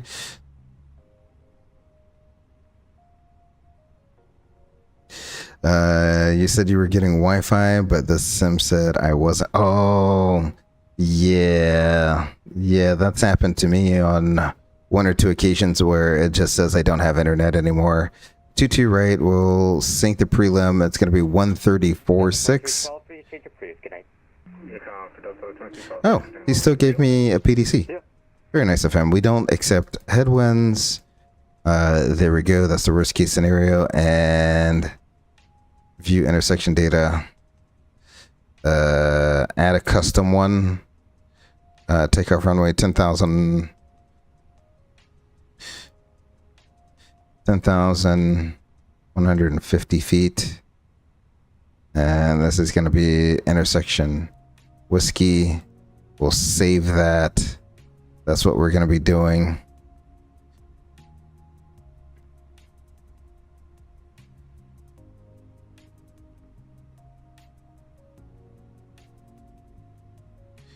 Wait, I didn't even say calculate. Okay. Intersection whiskey. There we go. That all looks good. There. Flaps 3. Why is there a Flaps 3 takeoff being triggered? This makes no sense. Why we are so light, yet you're triggering a Flaps 3 takeoff. Okay. So what we're going to do is we're going to do a 1 plus F and then calculate that out. There we go. We'll send that one to the make-do. It'll take about 10 minutes. No problem there. 5 minutes. 5 minutes. Ground is closing here in 5 minutes. That is quite all right. We got 142, 142, 146 with a flex of 73 there. That looks good. Let's go over to the descent page. We'll do a 290 descent. That looks good. We'll go ahead and copy over our active flight plan. And let me just make sure nothing got held over here. Yeah, nothing got held over here. Cool. Our ACARS says 13,000. I fell for 17,000. Oh, okay, whatever. I do not care. 4046 is the squawk. Newark 5 departure, maintain 2,500. So there we go. We'll maintain 2,500 and we're squawking 4046.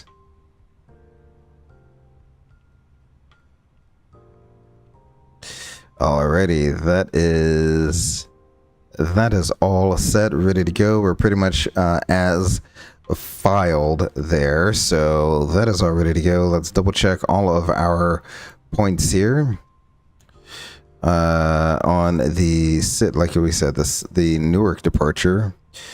I need to do this. This is what I want to get to our SID Newark off of 22 left and right. There we go.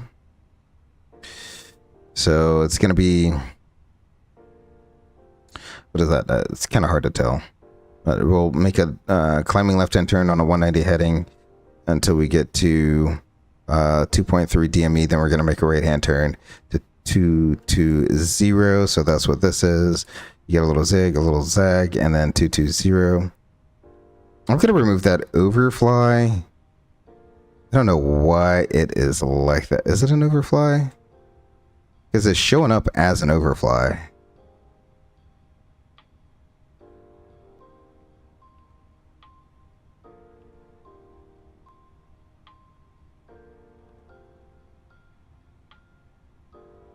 Okay, or maybe not. I don't. It's kind of hard to tell if that was going to be an overfly or not. I don't care. To be honest, it's just weird how it's been drawn like that, because it's like it's trying to intercept a radial off of this fix, not flight heading. That's not how that should be programmed, but it is what it is. We get radar vectors to base. That's not what I want. That's not what I want. Actually, yeah, this is what I wanted. So we got base, then seal Victor 188. We'll take that to Groton, I think is what that was. I forgot what it was already. Victor 374. We'll take that to Mink. And then Mink is the transition on the Jordan 2 arrival here. Any expects on the Jordan arrival?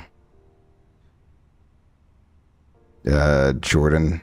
So there's nothing else there. It's just Mink and then a heading. Alrighty. If that's the case, we'll go ahead and pull this up. Get the ILS chart pinned. ILS runway 23. Excellent. So that is pinned.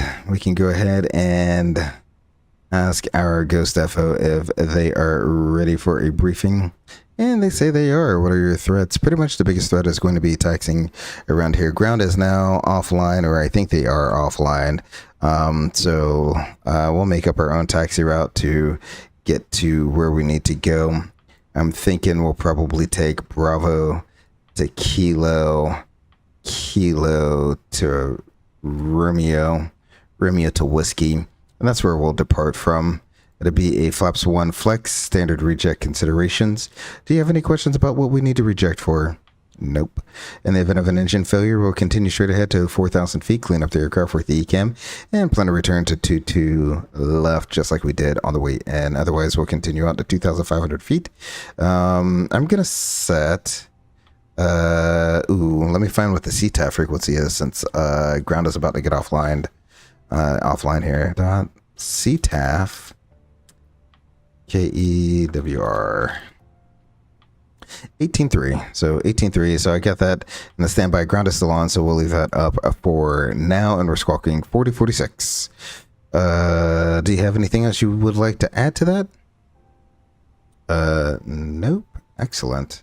Kind of zoomed in there. There we go. Nope. Excellent. Well, they are still loading up. I'm going to take this opportunity to...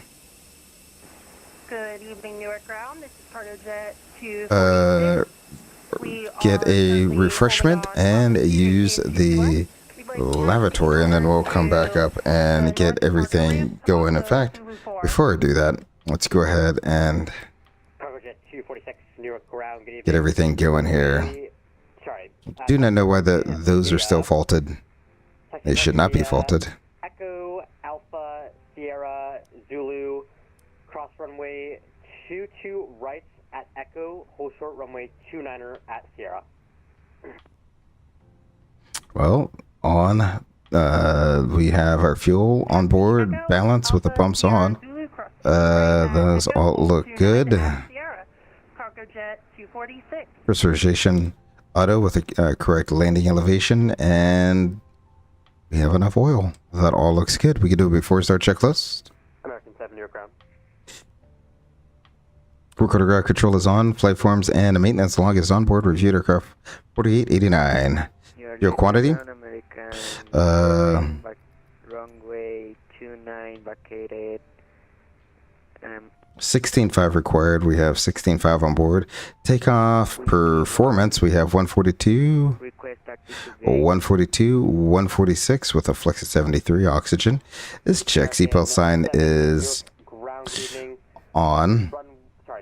ECAM checked. Park brake is on and checked. MCDU is set. Altimeters. We have 3001, and departure briefings review. The before start checklist is complete. Alrighty, I will be right back.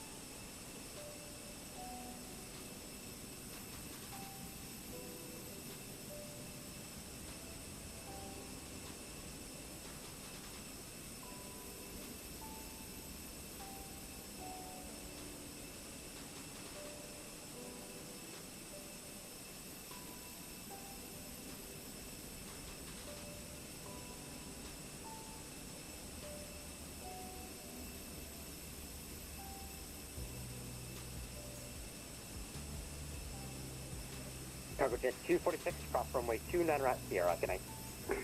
Cross 29 at Sierra, continue to parking. We'll take Zulu Zulu for the rest of the way. Thanks for help, Cargo Jet 246.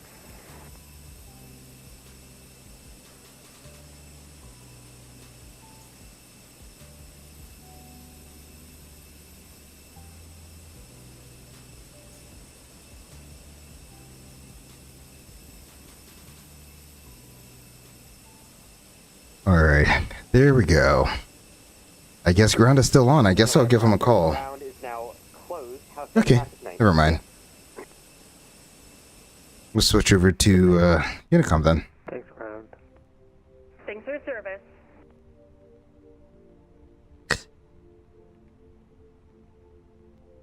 There we go. All right. So Unicom is up. 118.3 or CTAF, not Unicom. CTAF is up 118.3. Newark traffic, United 3318. We'll be pushing back gate 96 tail into the alley. Newark traffic. Alrighty. We have a company message here. Final load sheet. We shall accept that. 116.5. 116.4, so we'll do that 100 pound adjustment.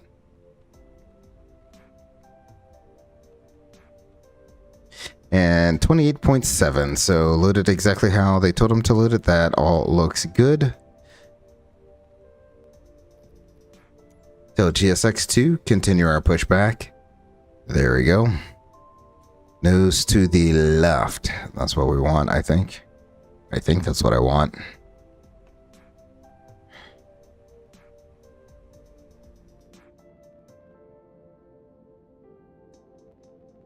She's fine until she turns. The second she turns, for some reason, she goes all scream mask on you. It's just like the weirdest thing. Alrighty. Oh no, she did okay. Okay. This character model is fixed. Alright, let's turn up the sim volume here and listen to this engine start.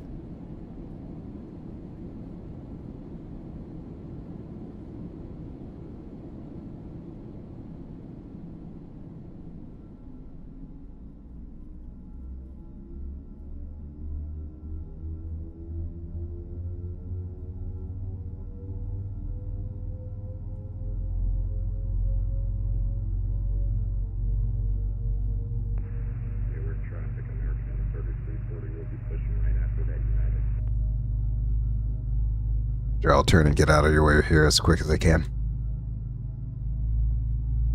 No issues, you guys can take as long as you want American 3340. There we go. Excellent. Sounds like Max Racing is all ready to go there. Excellent.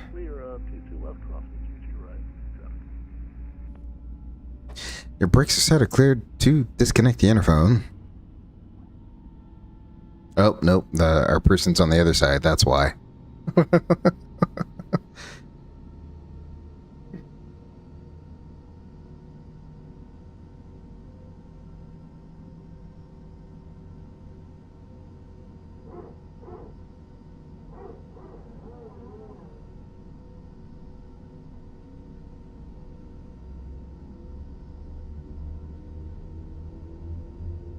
The GSX just takes the longest to do anything as well.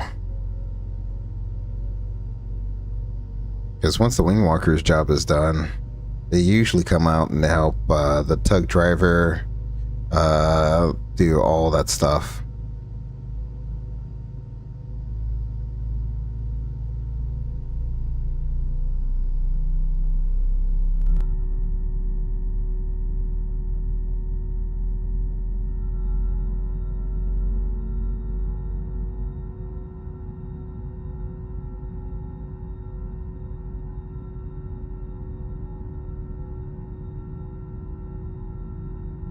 Also, I like how they casually just walk underneath the airplane with two running engines, like, no big deal. That's how we do things normally. Alright, there we go. Sounds like we have two good engine starts here. Flaps are already at 1. There we go. After start checklist.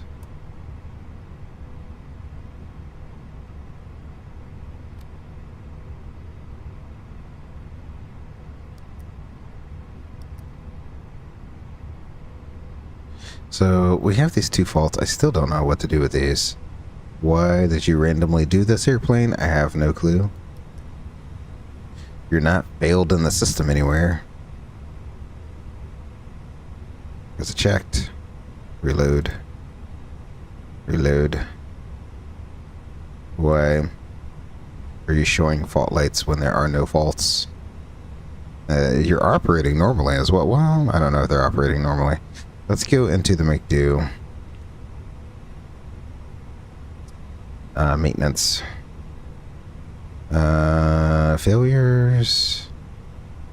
Okay, that's not really a failure.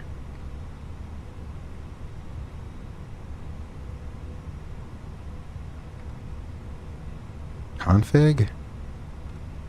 Failures. It would be fuel, wouldn't it? Fuel.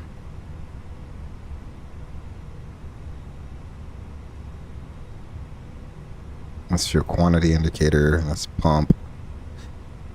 Let's see. You're literally just kind of inner ECAM, outer ECAM. What in the world?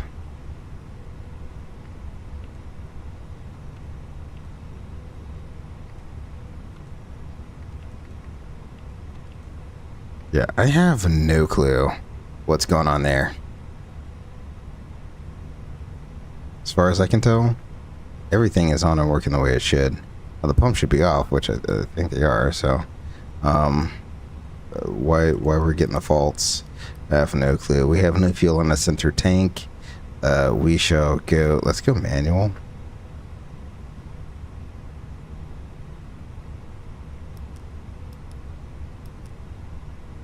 Nope.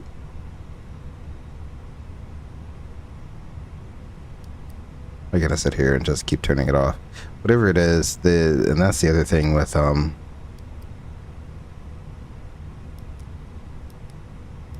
okay, whatever, that apparently worked.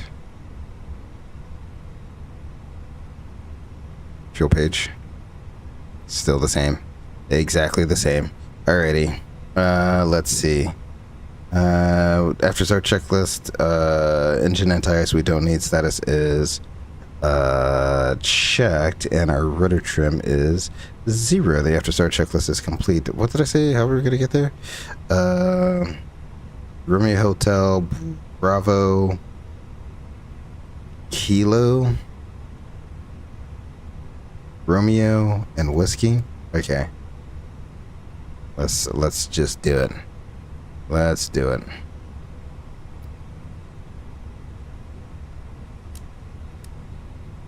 Newark traffic, United 3318 taxiing runway 22 right at Whiskey via Romeo Hotel, Bravo Kilo Romeo and Whiskey, Newark traffic. There we go. So we can do that.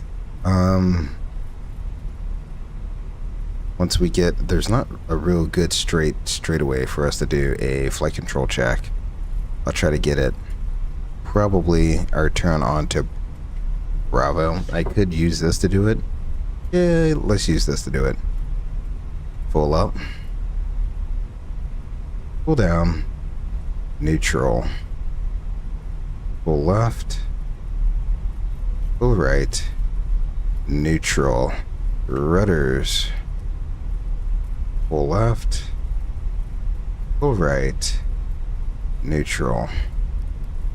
There we go. I was able to get that before we actually made it all the way out to Bravo here.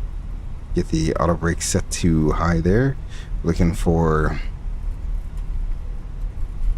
a max. We're looking for 0.9 up on the trim. We'll get our predictive wind shear on. That should be good. And takeoff config test. That looks good. B4. Take a well. Kilo is the next left here, it looks like. So we'll go ahead and slow down. For takeoff checklist flaps, we have one planned, one dedicated takeoff data, and speeds are all checked. Weight 132.6, 132.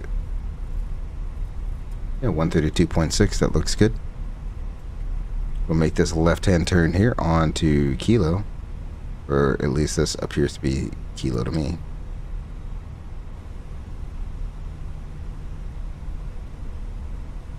And then another left-hand turn, lead across Sierra to get to Romeo.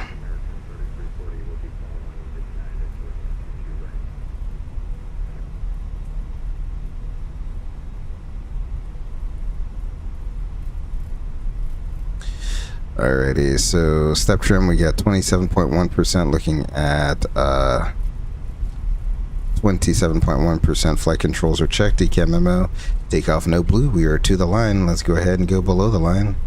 Flight attendants, prepare for takeoff. You go ahead and get that going. And I'll wait till we make our turn here onto Romeo.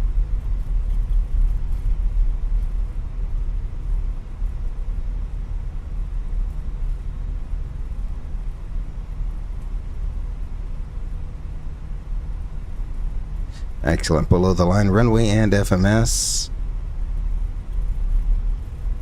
Yeah, runway 22 right in the box on the screen and out the window. That is checked. Minimum takeoff fuel. 16-1 required. We have 16-2 on board. Flight attendants are notified. Engine mode is norm. TCAS is TARA. The before takeoff checklist is complete. This next taxiway is Mike. Then we have Yankee. Then we have Whiskey.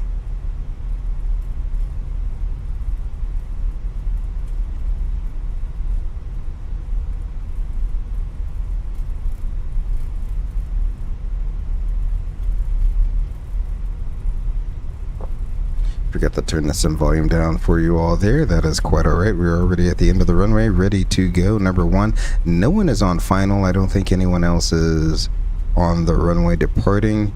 Newark traffic, United 3318 will be departing runway 22 right from Whiskey on the Newark 5 departure, Newark traffic. Alrighty, final appears to be clear. It looked like we had some sort of biz jet that just landed on 22 left there. I don't think he's talking to anyone.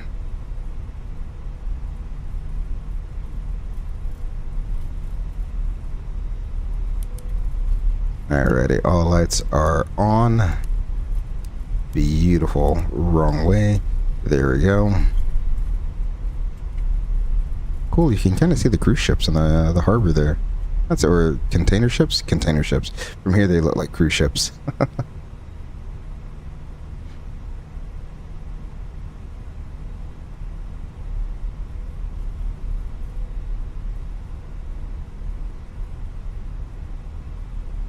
Okay, let's go outside. Let's pause real quick. Go outside. Verify. I don't think I see anyone down there. I did see like what looked like a biz jet coming in to land, but I don't think I see anyone. So we should be good to go. Let's go ahead and get this party started, shall we? Half down on the side stick is 1.05 on the EPR. That looks good. Flex. Thrust set.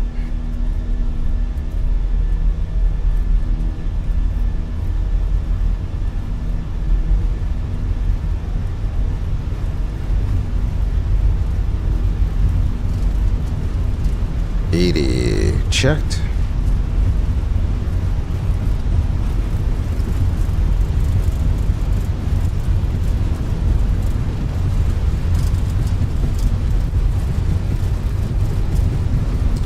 V1, rotate. Positive rate, gear up.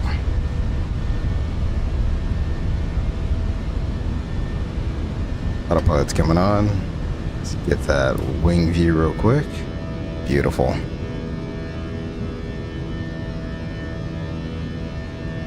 Beautiful.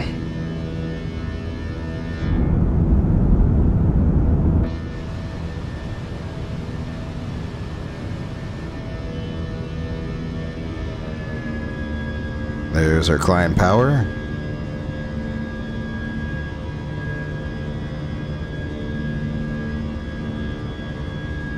there's the Manhattan skyline. Absolutely beautiful.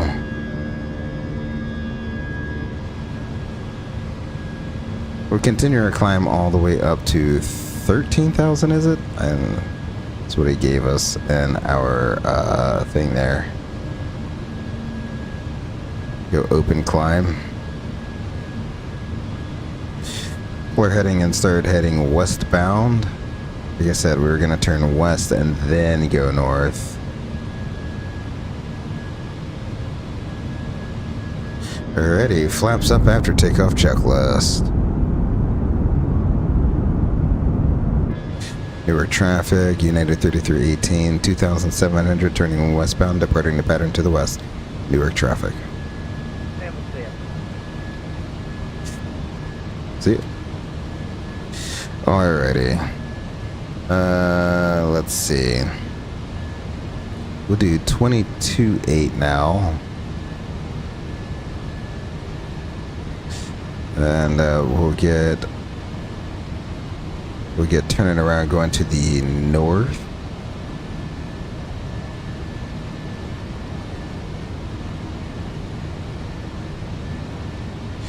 We'll complete our after takeoff float. Ooh. Shh. No one saw that. No one saw that. There we go. We will do... So we'll continue our turn to the north there. Complete our after takeoff checklist here. So our landing gear is up, no lights, flaps are up, and we have differential pressure. So the after takeoff checklist is complete. Alright. Now the biggest thing, I guess, is where is that first fix at?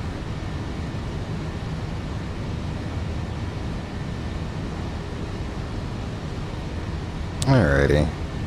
I guess we can head direct there now. Direct to bays. How does that look? Excellent. We'll make that turn there. Put you back in arc. And take a look out our window.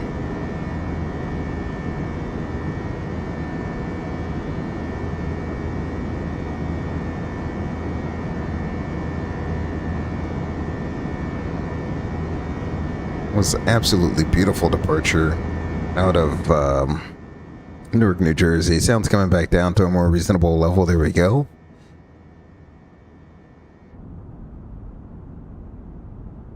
Right over the airport. Gotta love that. Turning right back over the airport.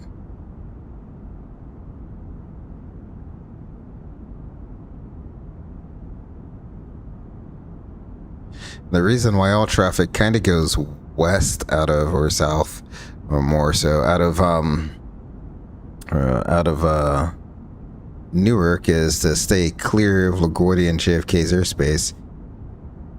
I know no one's online right now, or at least no controllers are online, but that doesn't mean there aren't people flying into LaGuardia or JFK, so I want to get some altitude, get above them. So what I'll do is I'll head westbound a little bit before we turn back around to where we're meant to go. So there we go. We're through 10,000 feet. Go ahead and get our lights off. We can let our flight attendants know we have exited the sterile cockpit.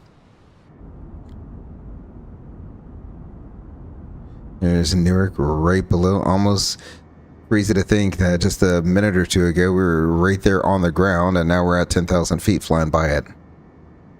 Man, airplanes are absolutely beautiful machines.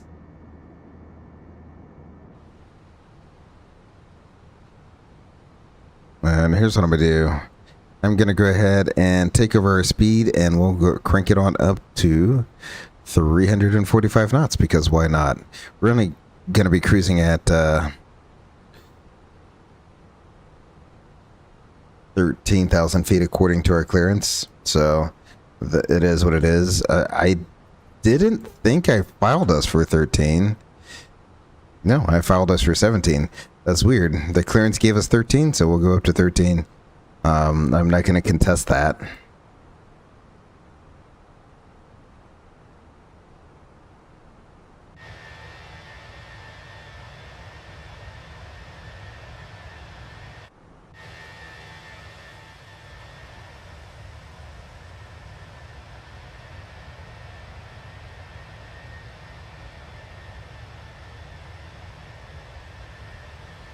Absolutely beautiful.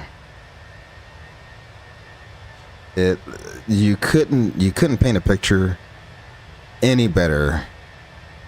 I mean, next to actually being in an A319 flying out of Newark, this is the closest you're gonna get to what would it look like? What would it feel like to fly into New York City? This is what it would be like.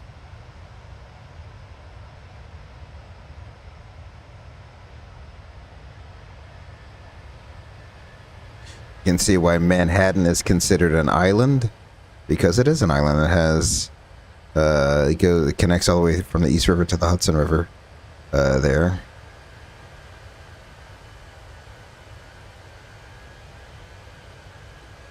Fairly large island, but still an island.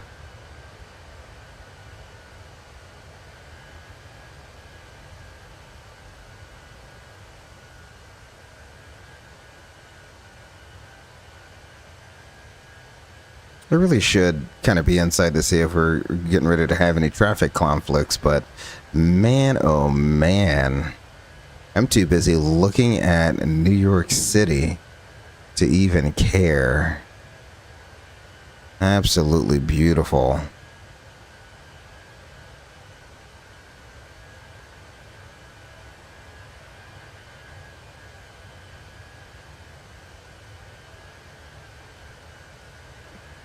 Let me put some tunes on so you don't have to hear the engines mooning in the background there.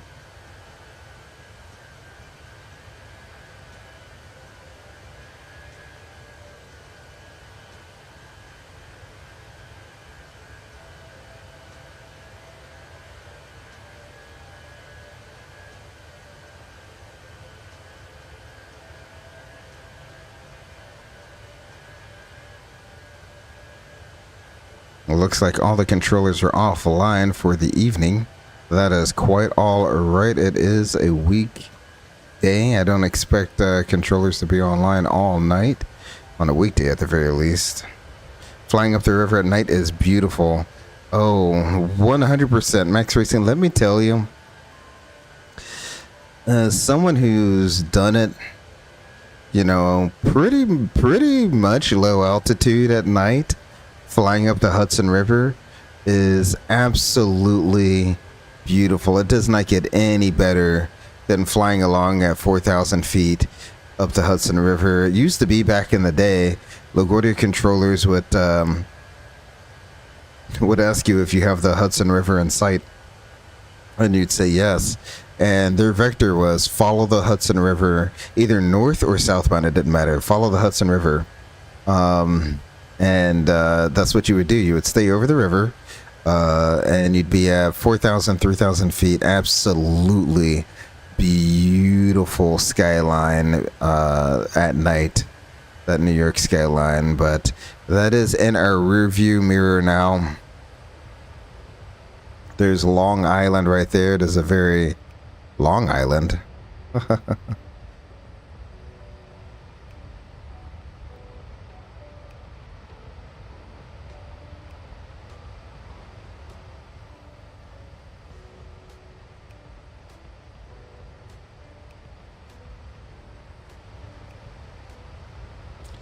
Trying to see where are we? Let me go ahead and get rid of that.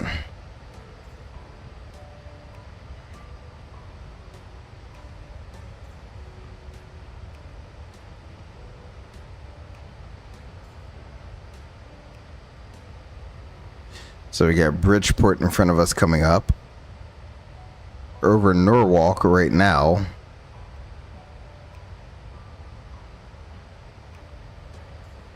So this would be the town of Norwalk. Pretty sure that's Connecticut, right? Because you got Bridgeport, Connecticut as well.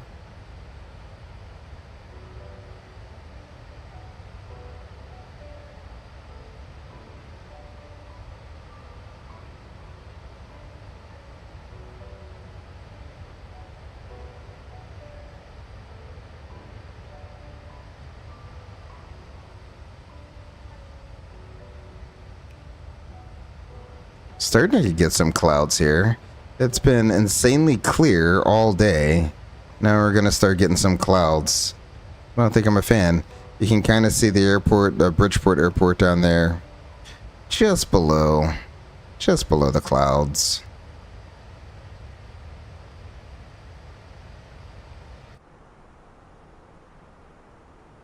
Well, I have no crossing restrictions on the arrival here because we're pretty much going to the final fix on the arrival, so that's a very interesting one. What I'll probably do is we'll probably get vectored on the left downwind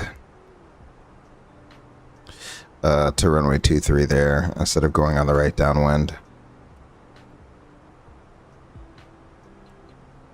So what I'll probably do is get Mink at 10,000 and 250 knots. I think that should work here. Yeah, I'll do that. Mink at 10,250 knots.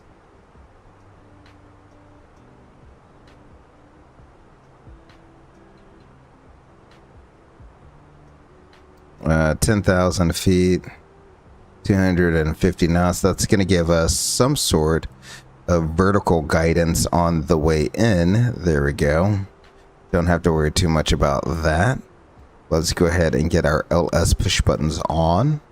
There's really not much to our arrival.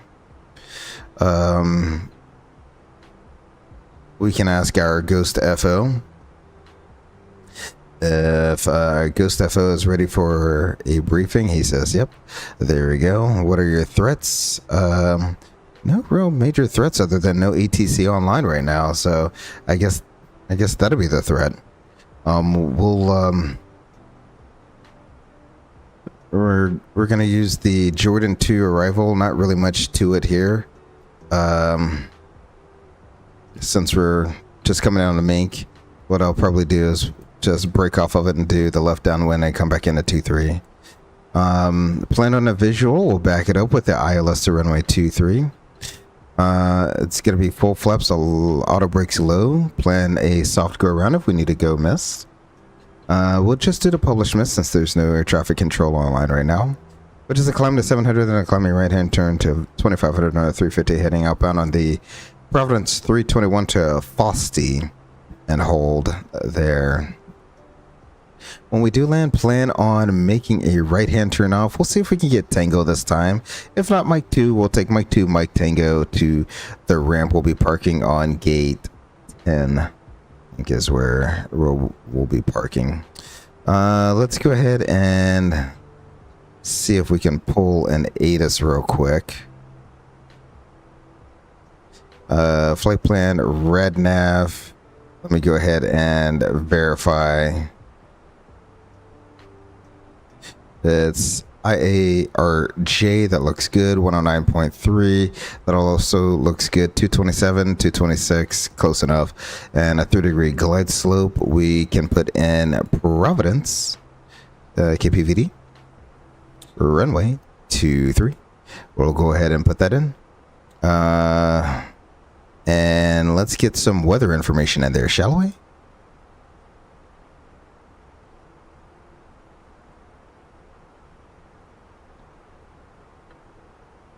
So the winds are 280 at 7. Excellent, excellent, excellent.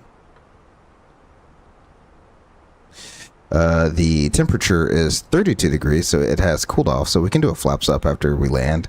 And the altimeter is 2977. Or sorry, not 2977, 2997. Let's go ahead and clear that out. One more 9 and then a 7. There we go. Bottom side is going to be 250. And there we go. Everything is all done and set and ready to go there. Let's go ahead and do a decent checklist, shall we? Altimeters is 2997. We'll set that once. We'll set that twice. And we shall set that thrice. Auto brake is low. Perf approach page is set If I can get it one more page over. It's set. The arrival briefing is reviewed. The Jordan 2 visual approached, backed up with the ILS to runway 22. Sorry, 23. And status is checked. The descent checklist is complete. I am like, the entire time I'm like, why am I not getting the ILS up here? Even though I got the LS push buttons on, we're within the 250 nautical miles of the airport, whatever it is. It's because our cruising altitude was different. Remember how I said if you get a different cruising altitude, you want to put that in there. There we go. And that's going to change your descent profile. So there we go.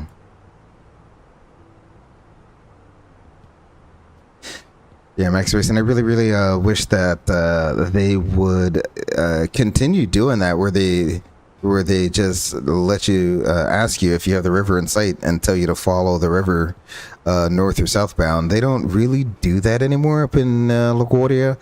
I've noticed they much rather just keep vectoring you up the river slowly. So it is what it is. But when they drop you down to 3,000 or 4,000 feet and you get to fly right over the river, absolutely beautiful. It does not get any better than a nighttime river visual approach into New York, LaGuardia. I mean, it's not a river visual, but you get to fly up the river at nighttime.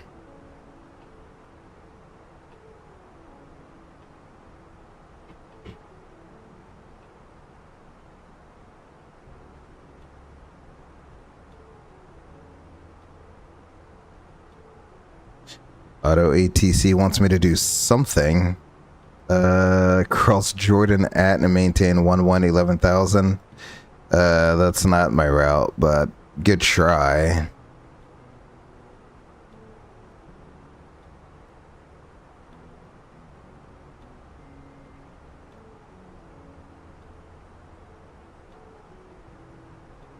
Good try. But Jordan's not on the route because we're going Mink for the Jordan 2. It tried. But that's okay. I understand what it wants us to do. So we'll pretty much try to cross Mink at 10,250 knots. Then we'll descend straight on down to like 3,000 feet or so. So that we can get vectored onto the approach here, or vector ourselves onto the approach.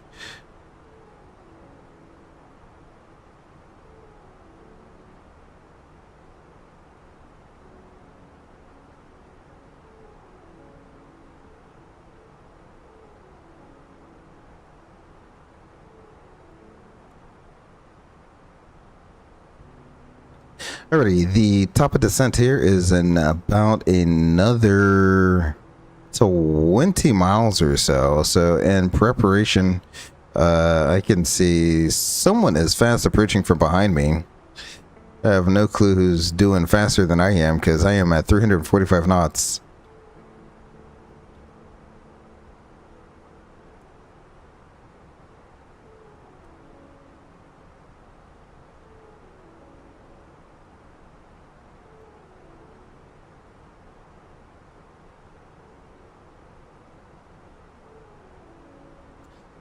Let me check VetSim radar real quick and see. That might be Max Racing.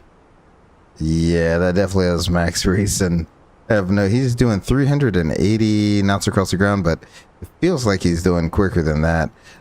So what we're gonna do is I'm gonna give control back to the airplane. Excellent. What a fantastic speed. I'll let it slow down. We will go down to 11,000 at this time, so I know I can make my crossing restriction here. Excellent. So we're slowing down. We're going down.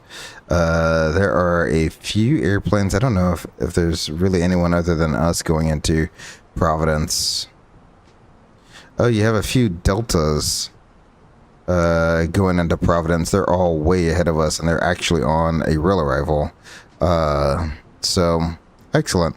Hopefully they give themselves enough space.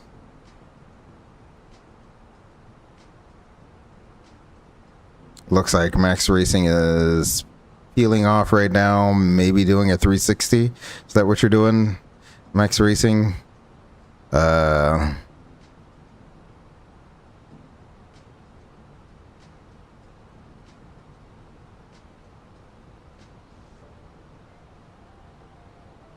Just to give a little bit of space. I have no clue how you caught up so quickly there. Because I have been doing 345 knots this entire time. I don't know. Maybe the tailwind is better up high. I don't know if you went to a slightly higher altitude. No, I am on a Unicom right now. CTAF, I could switch to CTAF. Let's see. What is the CTAF frequency for Providence? I should know this by now. 20.7. Let's go ahead and tune that up. 20.7. We're close enough to the local area where you could warrant being on CTAF. Plus, no one's on Unicom. 20.7. There we go.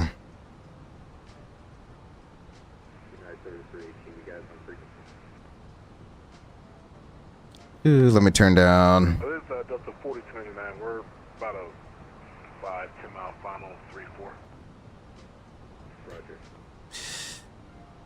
Roger. United 3318 is at 11,000, about 13 miles to the west of Mink on the Jordan 2 arrival. We'll be making a left downwind entry for runway 23, Providence area traffic. Okay, American 3342, United 3318. We're going to be making the left 180 for you guys. Please slow down and good spacing. We'll hop in right behind you guys for runway 23. Excellent. Yeah, I saw you there on VetSim Radar doing a left 360 there, so should work out perfect.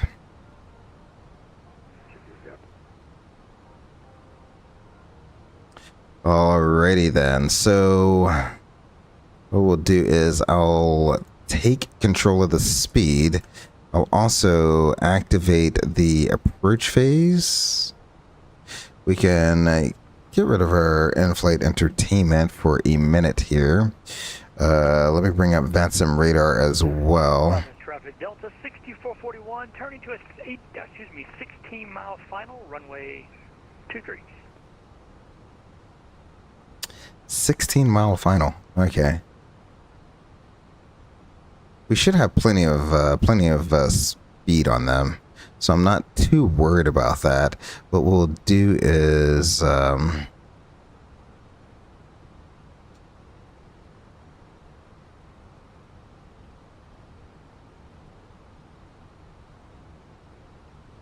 what I'll do is I'll go ahead and slow it up now to 250 knots.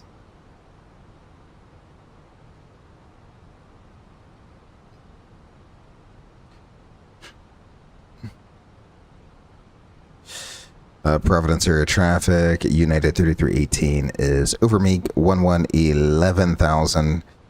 We will be making a left downwind entry for runway 23, Providence area traffic. Alrighty, so let's go ahead and we'll do 050 for now. We'll correct for wind, and we'll pull our heading. And let's go ahead and descend on down to 3,000 feet, at least for now. And then we'll extend off of, I'll probably do it off of Cusca, just because I think that's where I want to intercept it at. So we'll go direct to Cusca, radial in, we'll insert that, I'll pull that heading again. Excellent. There's a slight wind from the right, or the the left. Let's clear this company message here. United Ops, yes, we have a delay. Flight attendants, prepare for landing. Alrighty, flight attendants will be preparing.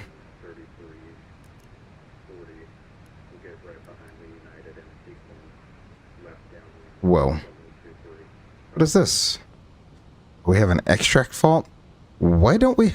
Why is there not an ECAM associated with this? This is where I'm just like, I think the Phoenix just shows faults just for the sake of showing faults. There's nothing actually broken, like, right? And then I bet you if I go here, let me get a pressurization. Everything looks normal. So I have no clue. I think this, I have no clue.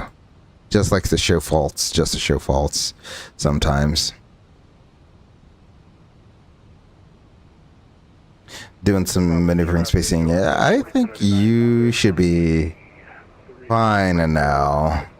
There are, I got a Providence traffic, Delta 6441 is now in a 9-mile final. Delta 4994 is who I'm going to get behind. So, and then Delta 6441 is about to land right now. So we should all have really good spacing coming in here. I'll turn my transponder to below, or the TCAS to below. There we go. See if we can see anyone on the TCAS.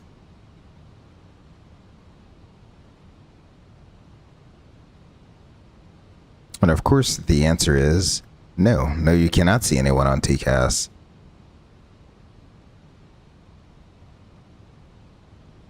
I can see someone over Cusca inbound. I cannot see the Delta that I'm supposed to be following. I do have the replay going, so that's good. It is recording. Replay number 2. Yep. So that's good.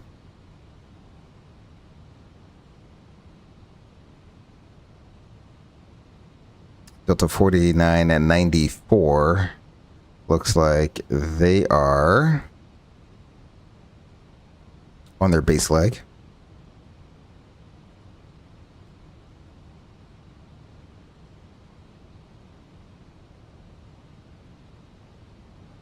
So we slow down, we give everyone ample room, should be perfectly fine. Plus it gives me, when I have to slow down like this, gives me plenty. I'm gonna do a 045 heading to correct for the wind here. It's taking us out a little too far in my opinion.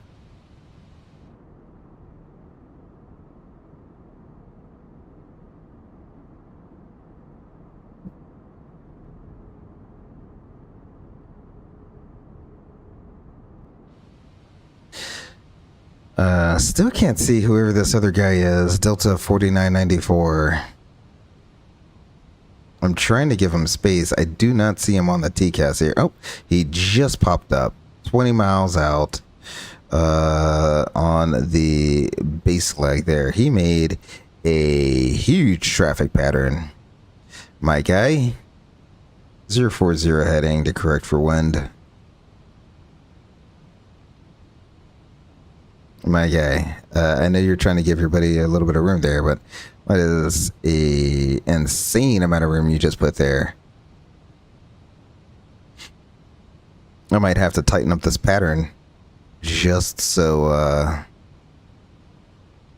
I'm not flying all the way to Boston to turn around.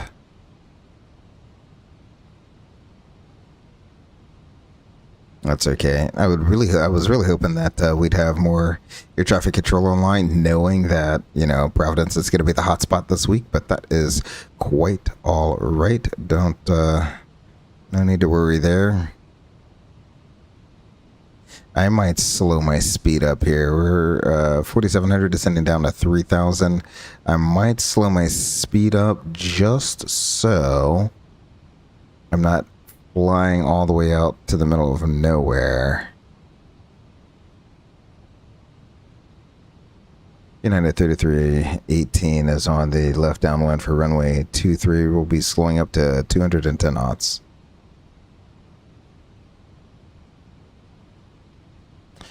Alrighty. So there we go. I'm going to wait until he's pretty much just a beam us, and then I'm going to turn right towards him. 6441 clear, runway 23. Taxiing to the FBO via Mike. Oh, they're going to the FBO. Okay. Charter flights, maybe?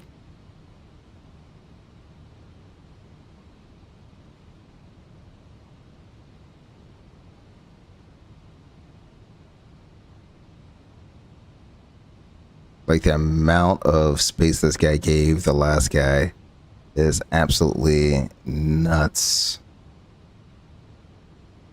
Alrighty. FNX minus 10, flaps 1, speed verified.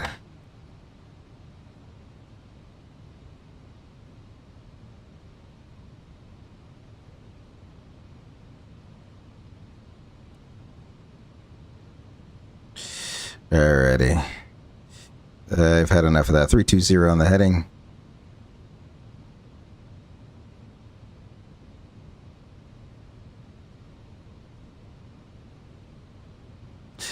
Providence traffic, United 3318, turning a 19-mile left base, runway 23, Providence area traffic. We're leveling here at 3,000, and we have more than enough space on this guy who is just about to cross Cusco. I'm not that close yet. We'll go ahead and zoom that back out again. What I'll probably do is I'll put 1900 in when I get a little bit closer. I have so much space on this guy. I might as well start just tracking him. I got what, 15 miles on him almost. Providence traffic, Delta 441 crossing runway 34 at Mike.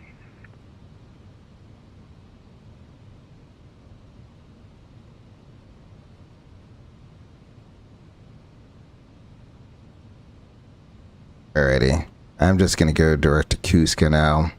We can intercept there. 1900 looks good.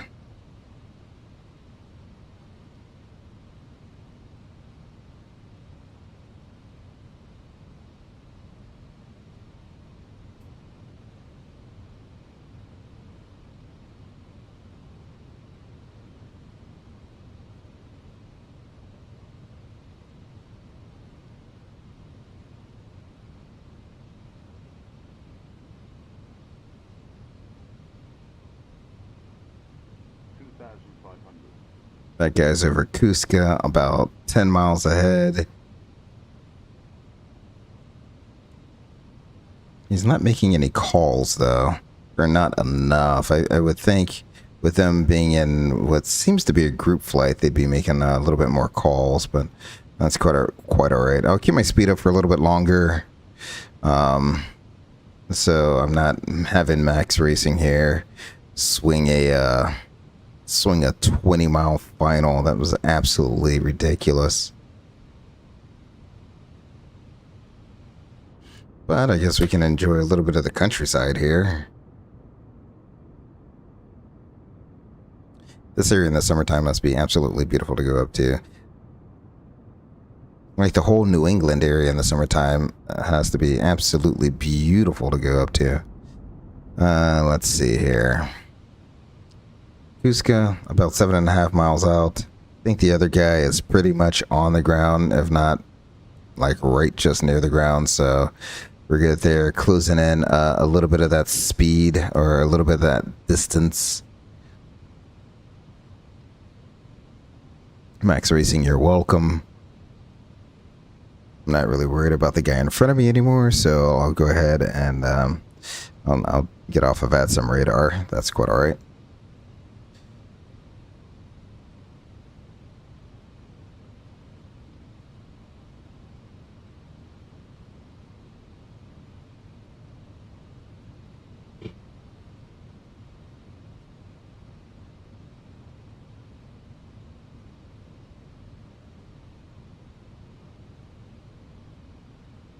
Yeah, you kind of see the difference between when ATC is online versus when they aren't online, and you still have traffic coming in and going out. Like you're trying to give yourselves enough space, and I think that one guy just gave them too much space. Which, I mean, better safe than sorry, right? All right, let's go ahead and do that. We'll arm up the approach. Beautiful. We should get a nice, beautiful double capture here. Go gear, well, we'll wait on it.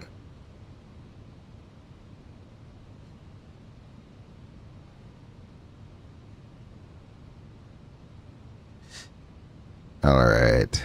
We'll hang out here for a little bit longer, just a tad bit longer. VFE next minus 10, flaps 2, speed verified. Because we're about to get this double capture pretty hard. Providence traffic, United 3318, turning a 6-mile final, runway 23, Providence area traffic. Got the double capture. We consider missed approach altitude, which is at 2,500. Excellent. Gear down. Flaps 3, speed verified.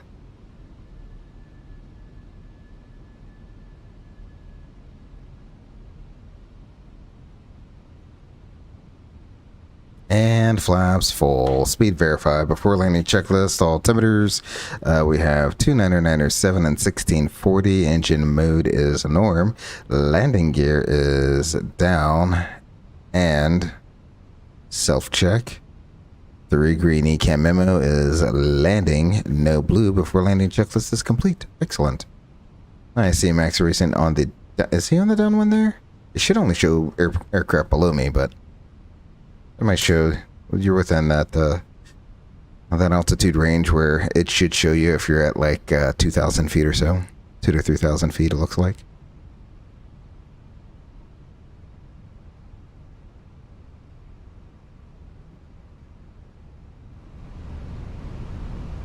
Some volume is up. Checklist is complete. Providence traffic, United 3318 for final runway, 23, Providence area traffic. 1,000. Stable.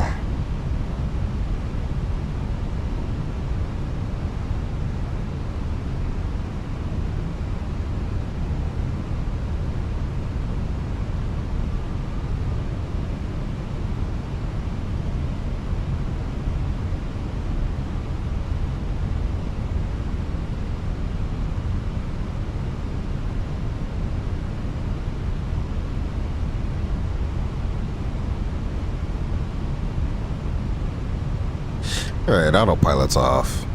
500. Stable target sync 9, clear to land.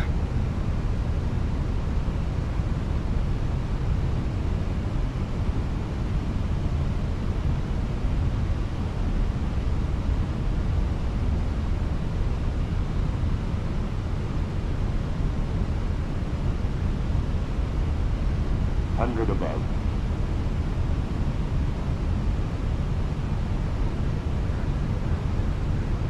Minimum.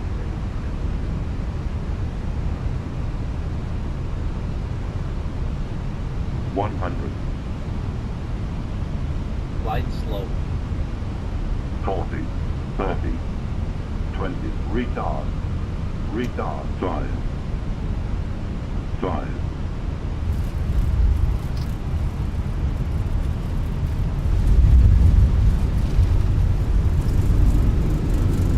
Deployed.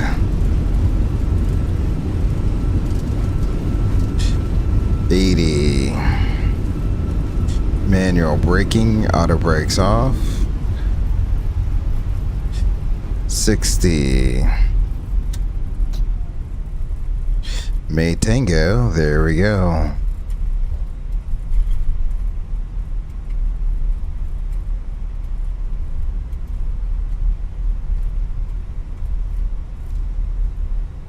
Providence traffic, United 3318 is clear of runway 23 on Tango. We'll be taxiing to the ramp via Tango. Providence area traffic. Excellent. So I'll pull up a little bit here, and then we'll get out and get on the drone cam, see if we can see Max Racing's landing here.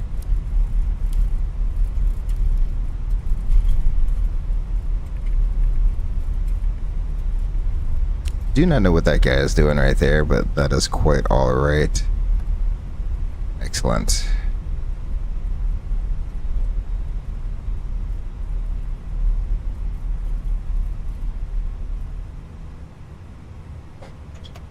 There we go. Go ahead and crank our drone speed up here.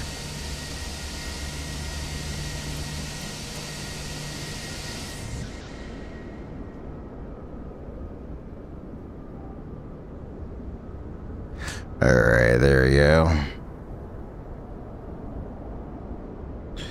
Where those other deltas go to, by the way? Like, you have one delta that was like right here. Now he just disappeared out of nowhere. The other deltas are all gone. Oh well, what are you gonna do about it?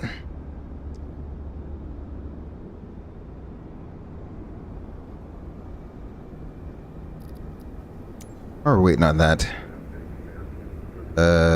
Gate 10. I'm pretty sure it's gate 10 is the gate I was gonna go to. Let's see.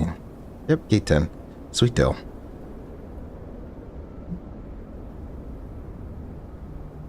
I'm 10. Nope. There we go.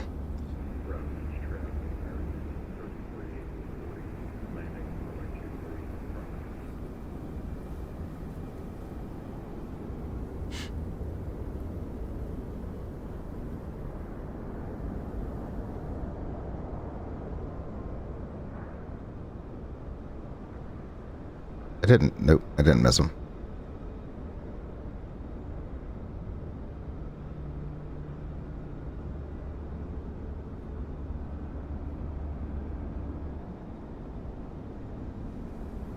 I got him in sight now. There we go.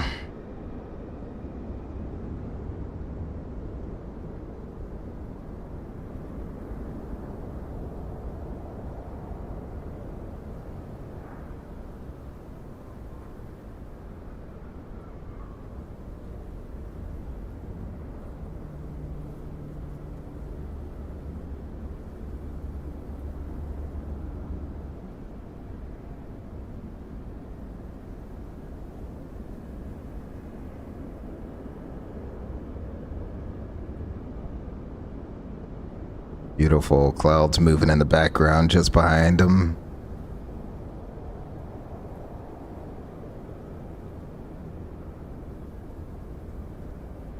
I don't know. FSLTO needs to fix something with their models not showing the gear down for landing. It shows it when they spawn in on the ground, but it refuses to do it for landing. Just weird.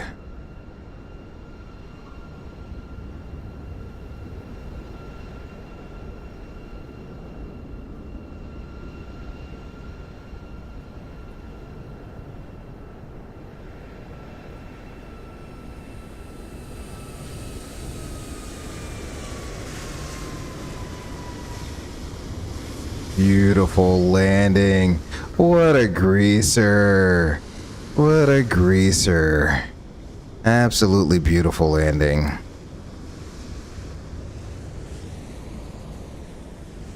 What a greaser.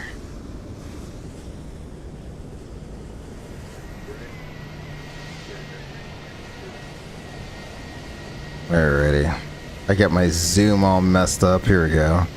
That looks about right. Something like that.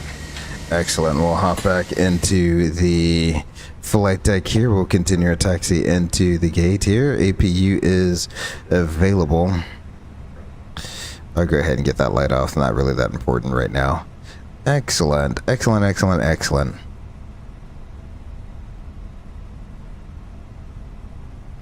And didn't burn up the brakes there. Only 245 degrees.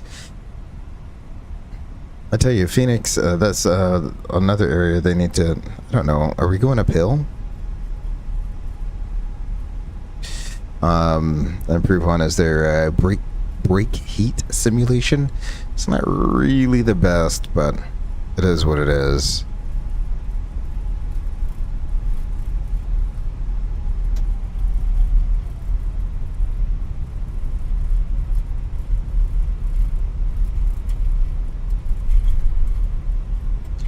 There we go. We'll turn the corner, head on into gate 10.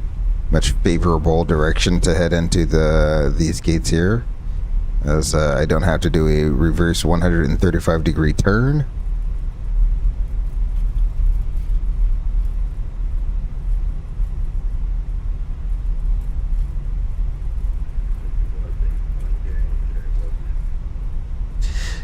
Yeah, pretty much had enough time to hop off, get some food, and take a shower, and set up all over again.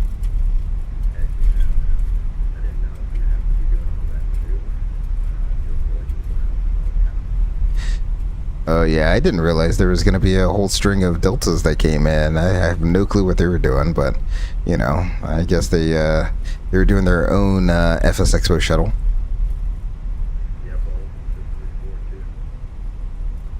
Oh, they all took 3-4. I didn't realize that.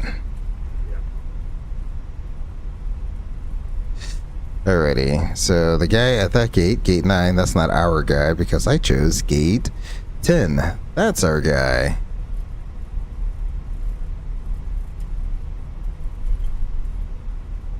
Thank you, Legion Truck, for being in the way. Alrighty. That's quite alright. Back to exactly where we started. Beautiful. There we go.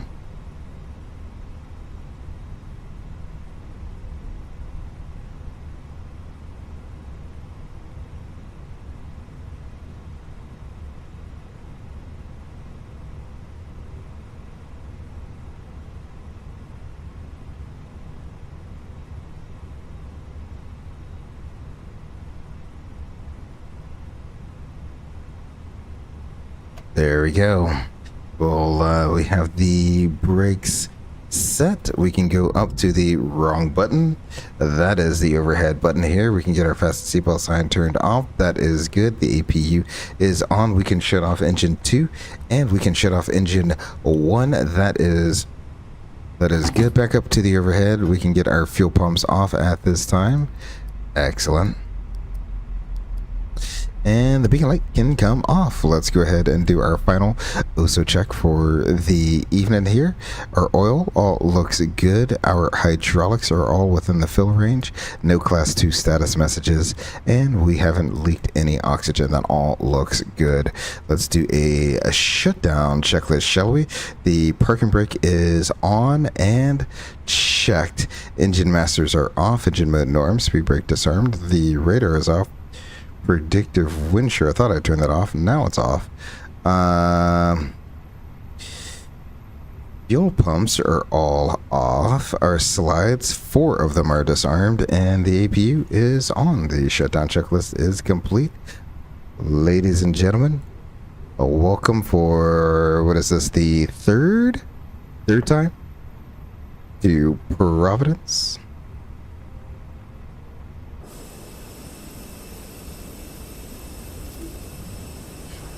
Resource usage exceeds GPU memory capacity. Okay.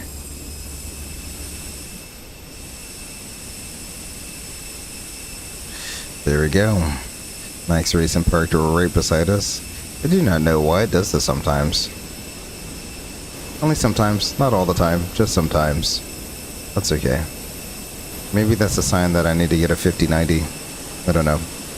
Don't want to have to spend that type of money to go out and get a 5090 just so I can have more RAM or you know, VRAM.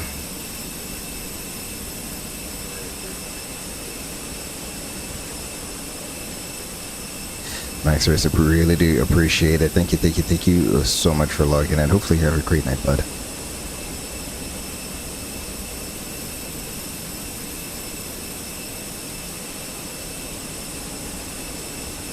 There we go, Max Reason signing off one last time. We'll watch GSX do its thing. While that's happening, I can go ahead and turn off our Fly Live overlay. There we go. Did I not get that? Nope, I did not.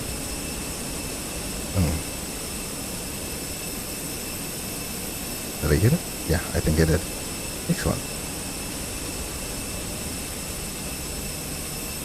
We can turn that off. We can end our replay. Let's stop recording. That's going to be the world's longest recording. That's quite alright.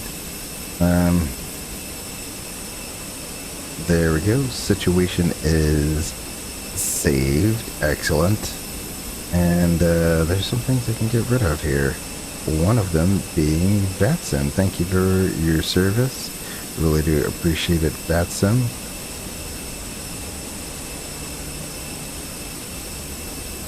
Oop, that way I'm not ruining someone else's night by me doing my replays selfishly. I do remember, I think it was a turn and burn stream? I feel like it was a turn and burn stream that I did, where I did a replay, and I don't even know, man, when did I start doing replays? I have no clue. I feel like it was when I started doing my turn and burn events. I have no clue. Before, I used to not have a replay tool, and when I started streaming, that's when I started getting that's when I got the replay tool. Flight Recorder Replay. Now it's kind of embedded in Microsoft Flight Simulator 2024, which is absolutely amazing. Because it literally is the same thing that, you know, I paid for, but now it's free in Flight Simulator 2024. And it pretty much has all of the same functionality. However, I still use the paid version, just because to me, the controls are a little bit easier than what using Flight Sim 2024 controls are. That's just my preference.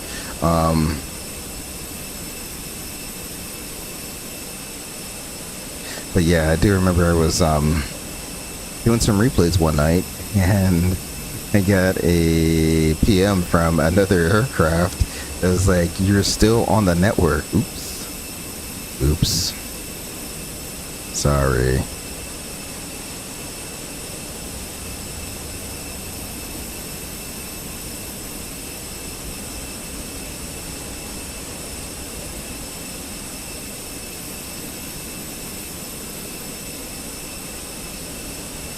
I do like how GSX does do a variety of parts as well. They do mix up the enclosed container versus open container versus the gated container. They do a real good job of that. If only they mix up the suitcase. Maybe have some golf clubs. Maybe if we're in like a cold area, they got some skis that come out, you know, you never know. Maybe if you're going to like a really outdoorsy area, you get a few mountain bikes coming down. That'd be really cool. I'm sure that's super hard for them to program though. Let me turn on the volume so I'm not blowing your ears out there. There we go. That should be a little bit better, and you should be able to hear the music a little bit better, so there we go.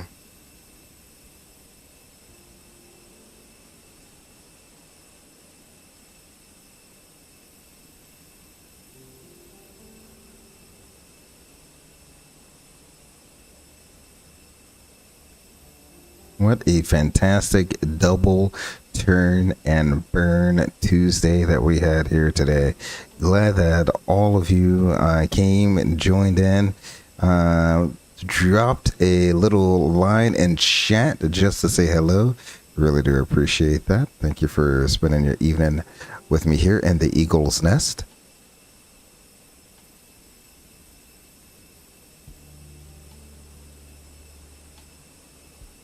Tomorrow we'll be switching it up ever so slightly. We'll be hopping back in the A321. So today was the only day this week where we won't be in an A321. So the rest of the streams, the next 4 streams, will all be in an A321. We're going to be going up to Montreal, doing some Air Canada ops up to Montreal, and then we're gonna all the way back to Providence will be Air Transat. So tomorrow afternoon will be Air Canada ops, and then tomorrow evening will be Air Transat ops back down here to Providence, and then we will finish the week off Thursday. Thursday is what we're going to finish the week off there. Hey, great stream. Sorry, couldn't chat much. Hey, Max Racing, you were busy trying to get your airplane up and going. So no problems there, Max Racing. Thank you for coming and spending a little bit of time with me this evening, flying with me this evening, and chatting with me in the Eagles. Naz, really do appreciate that. But we will finish off the stream. Going down to this week of streams, going from Providence, doing some JetBlue ops from Providence down to Washington DCA, and that'll be Thursday afternoon, and then Thursday evening we shall do some American ops from DCA back to Providence, all 321 flying, and of course a 321 in a short runway. So may the odds be ever in your favor there. Let's go ahead and go inside and see if we are done boarding here. I didn't actually. Yeah, we're done. So let's go ahead. I'll get rid of you. Let's go ahead and I'll dismiss that. Go back here. Let's get the door closed, panel state ready to go, activate. Excellent. We'll wait for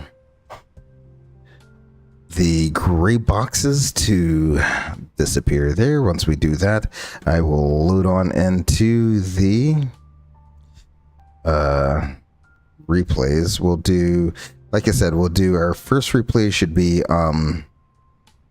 I think we'll do the first replay as our landing here in Providence, since we'll have plenty of replays of doing that. So we'll do the landing replay in Providence, and then the last one will be into Newark, New Jersey, where hopefully we get a beautiful view of the New York City skyline as we make our way down into New York. So then I'll do the same thing. I'll kind of do the reverse cam where we start from the outside and then we finish with that last wing view looking at downtown Manhattan. So our gray boxes are all gone, and the situation is loaded. There we go.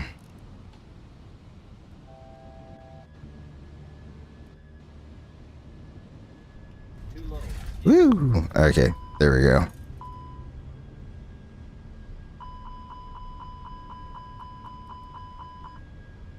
There we go. Don't sink. Alrighty. Let's go ahead and roll that replay. Wow, there's like a little river that goes right up to the airport right there. Kind of interesting what you see when you're in like, wow, the flapping wing.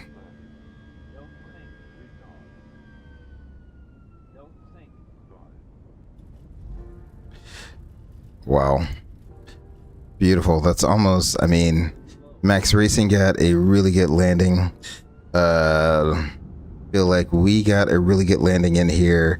Hopefully the Deltas that were right in front of us, they got a really good landing in here as well. You gotta love it when the winds calm down for you. It makes your job so much easier.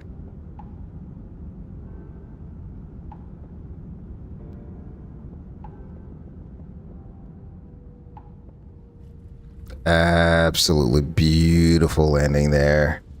Let's roll that back, get a few outside shots.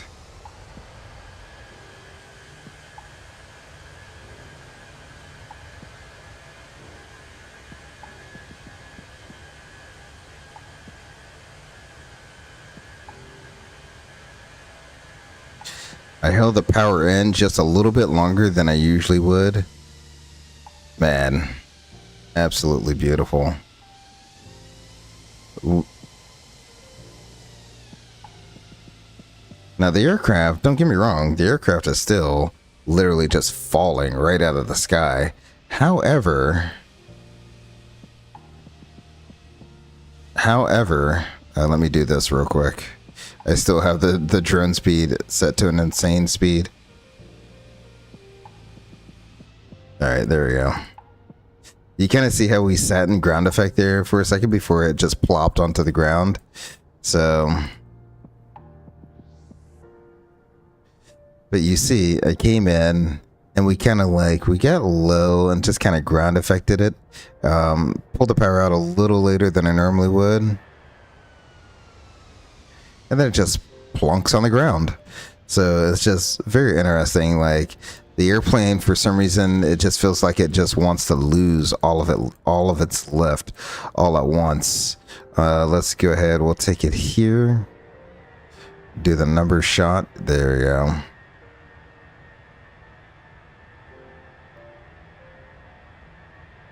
Rewind it just a little bit there. Excellent.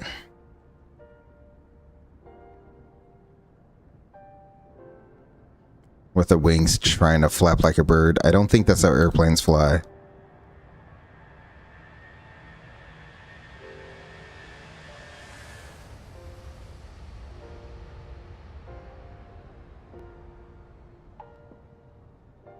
Plonk. It just plonks down. I mean, from the inside, it doesn't look nearly as bad as when you look at it from the outside.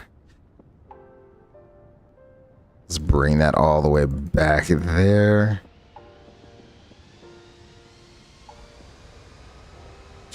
There we go. Oop. Alrighty. So there's the first replay, meaning our second landing into Providence. Here, let's go ahead and load up the landing into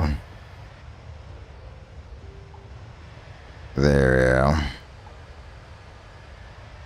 I guess. Oh no! Go ahead. Just do that. Let's just do that. Let it find its way.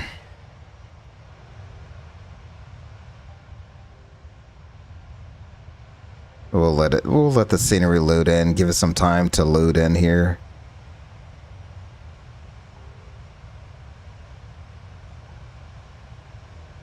Just cars driving on the road or driving on brown squares. This is very much FSX right here. Or FS98. There we go. FS98. That was the epitome of realism in 1998. And then all of a sudden you have, look at this, man. It doesn't get much better than this. The ultimate realism right here. There we go. Got the New York skyline in the background.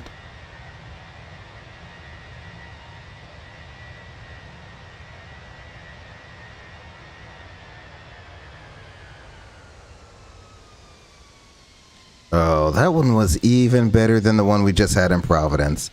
Come on, chat. That one was even better than what we had in Providence. You can't say it wasn't. Oof. Alrighty, let's see.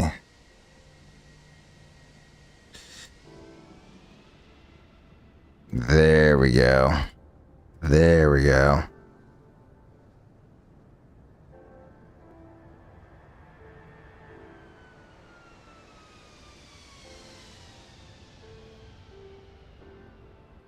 Beautiful. Absolutely beautiful, chat. That first landing into Newark, even better than our second landing into Providence there.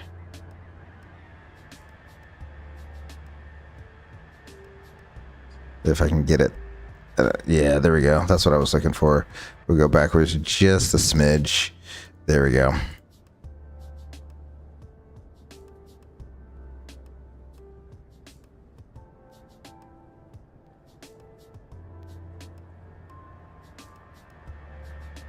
The distortion as you zoom out too much.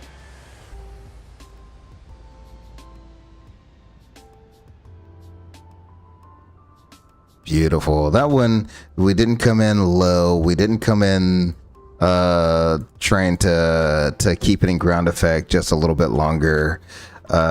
We just kind of, that's how I would expect the flare to go. I would expect myself to round out and for the aircraft to just keep descending right onto the ground. That's more of what I would expect out of a 319. Oh, I gotta do this. There we go. Excellent. That's all tidied up there. Let's go back inside. Let's get some we'll do the should we do the over the nose shot? Nah, we'll just do We'll do one left wing view and then we'll pull it back, or one right wing view and then we'll pull it back to get the city here.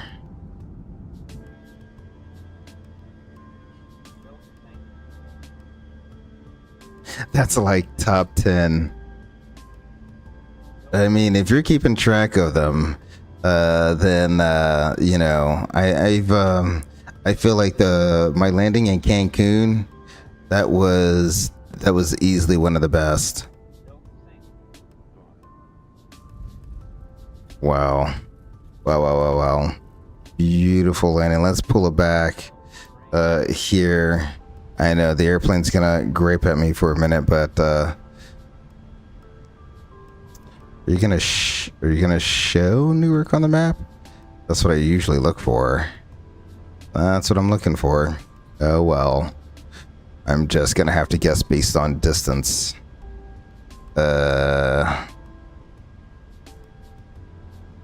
Let's call that. This is freaking out on me now. Stop it.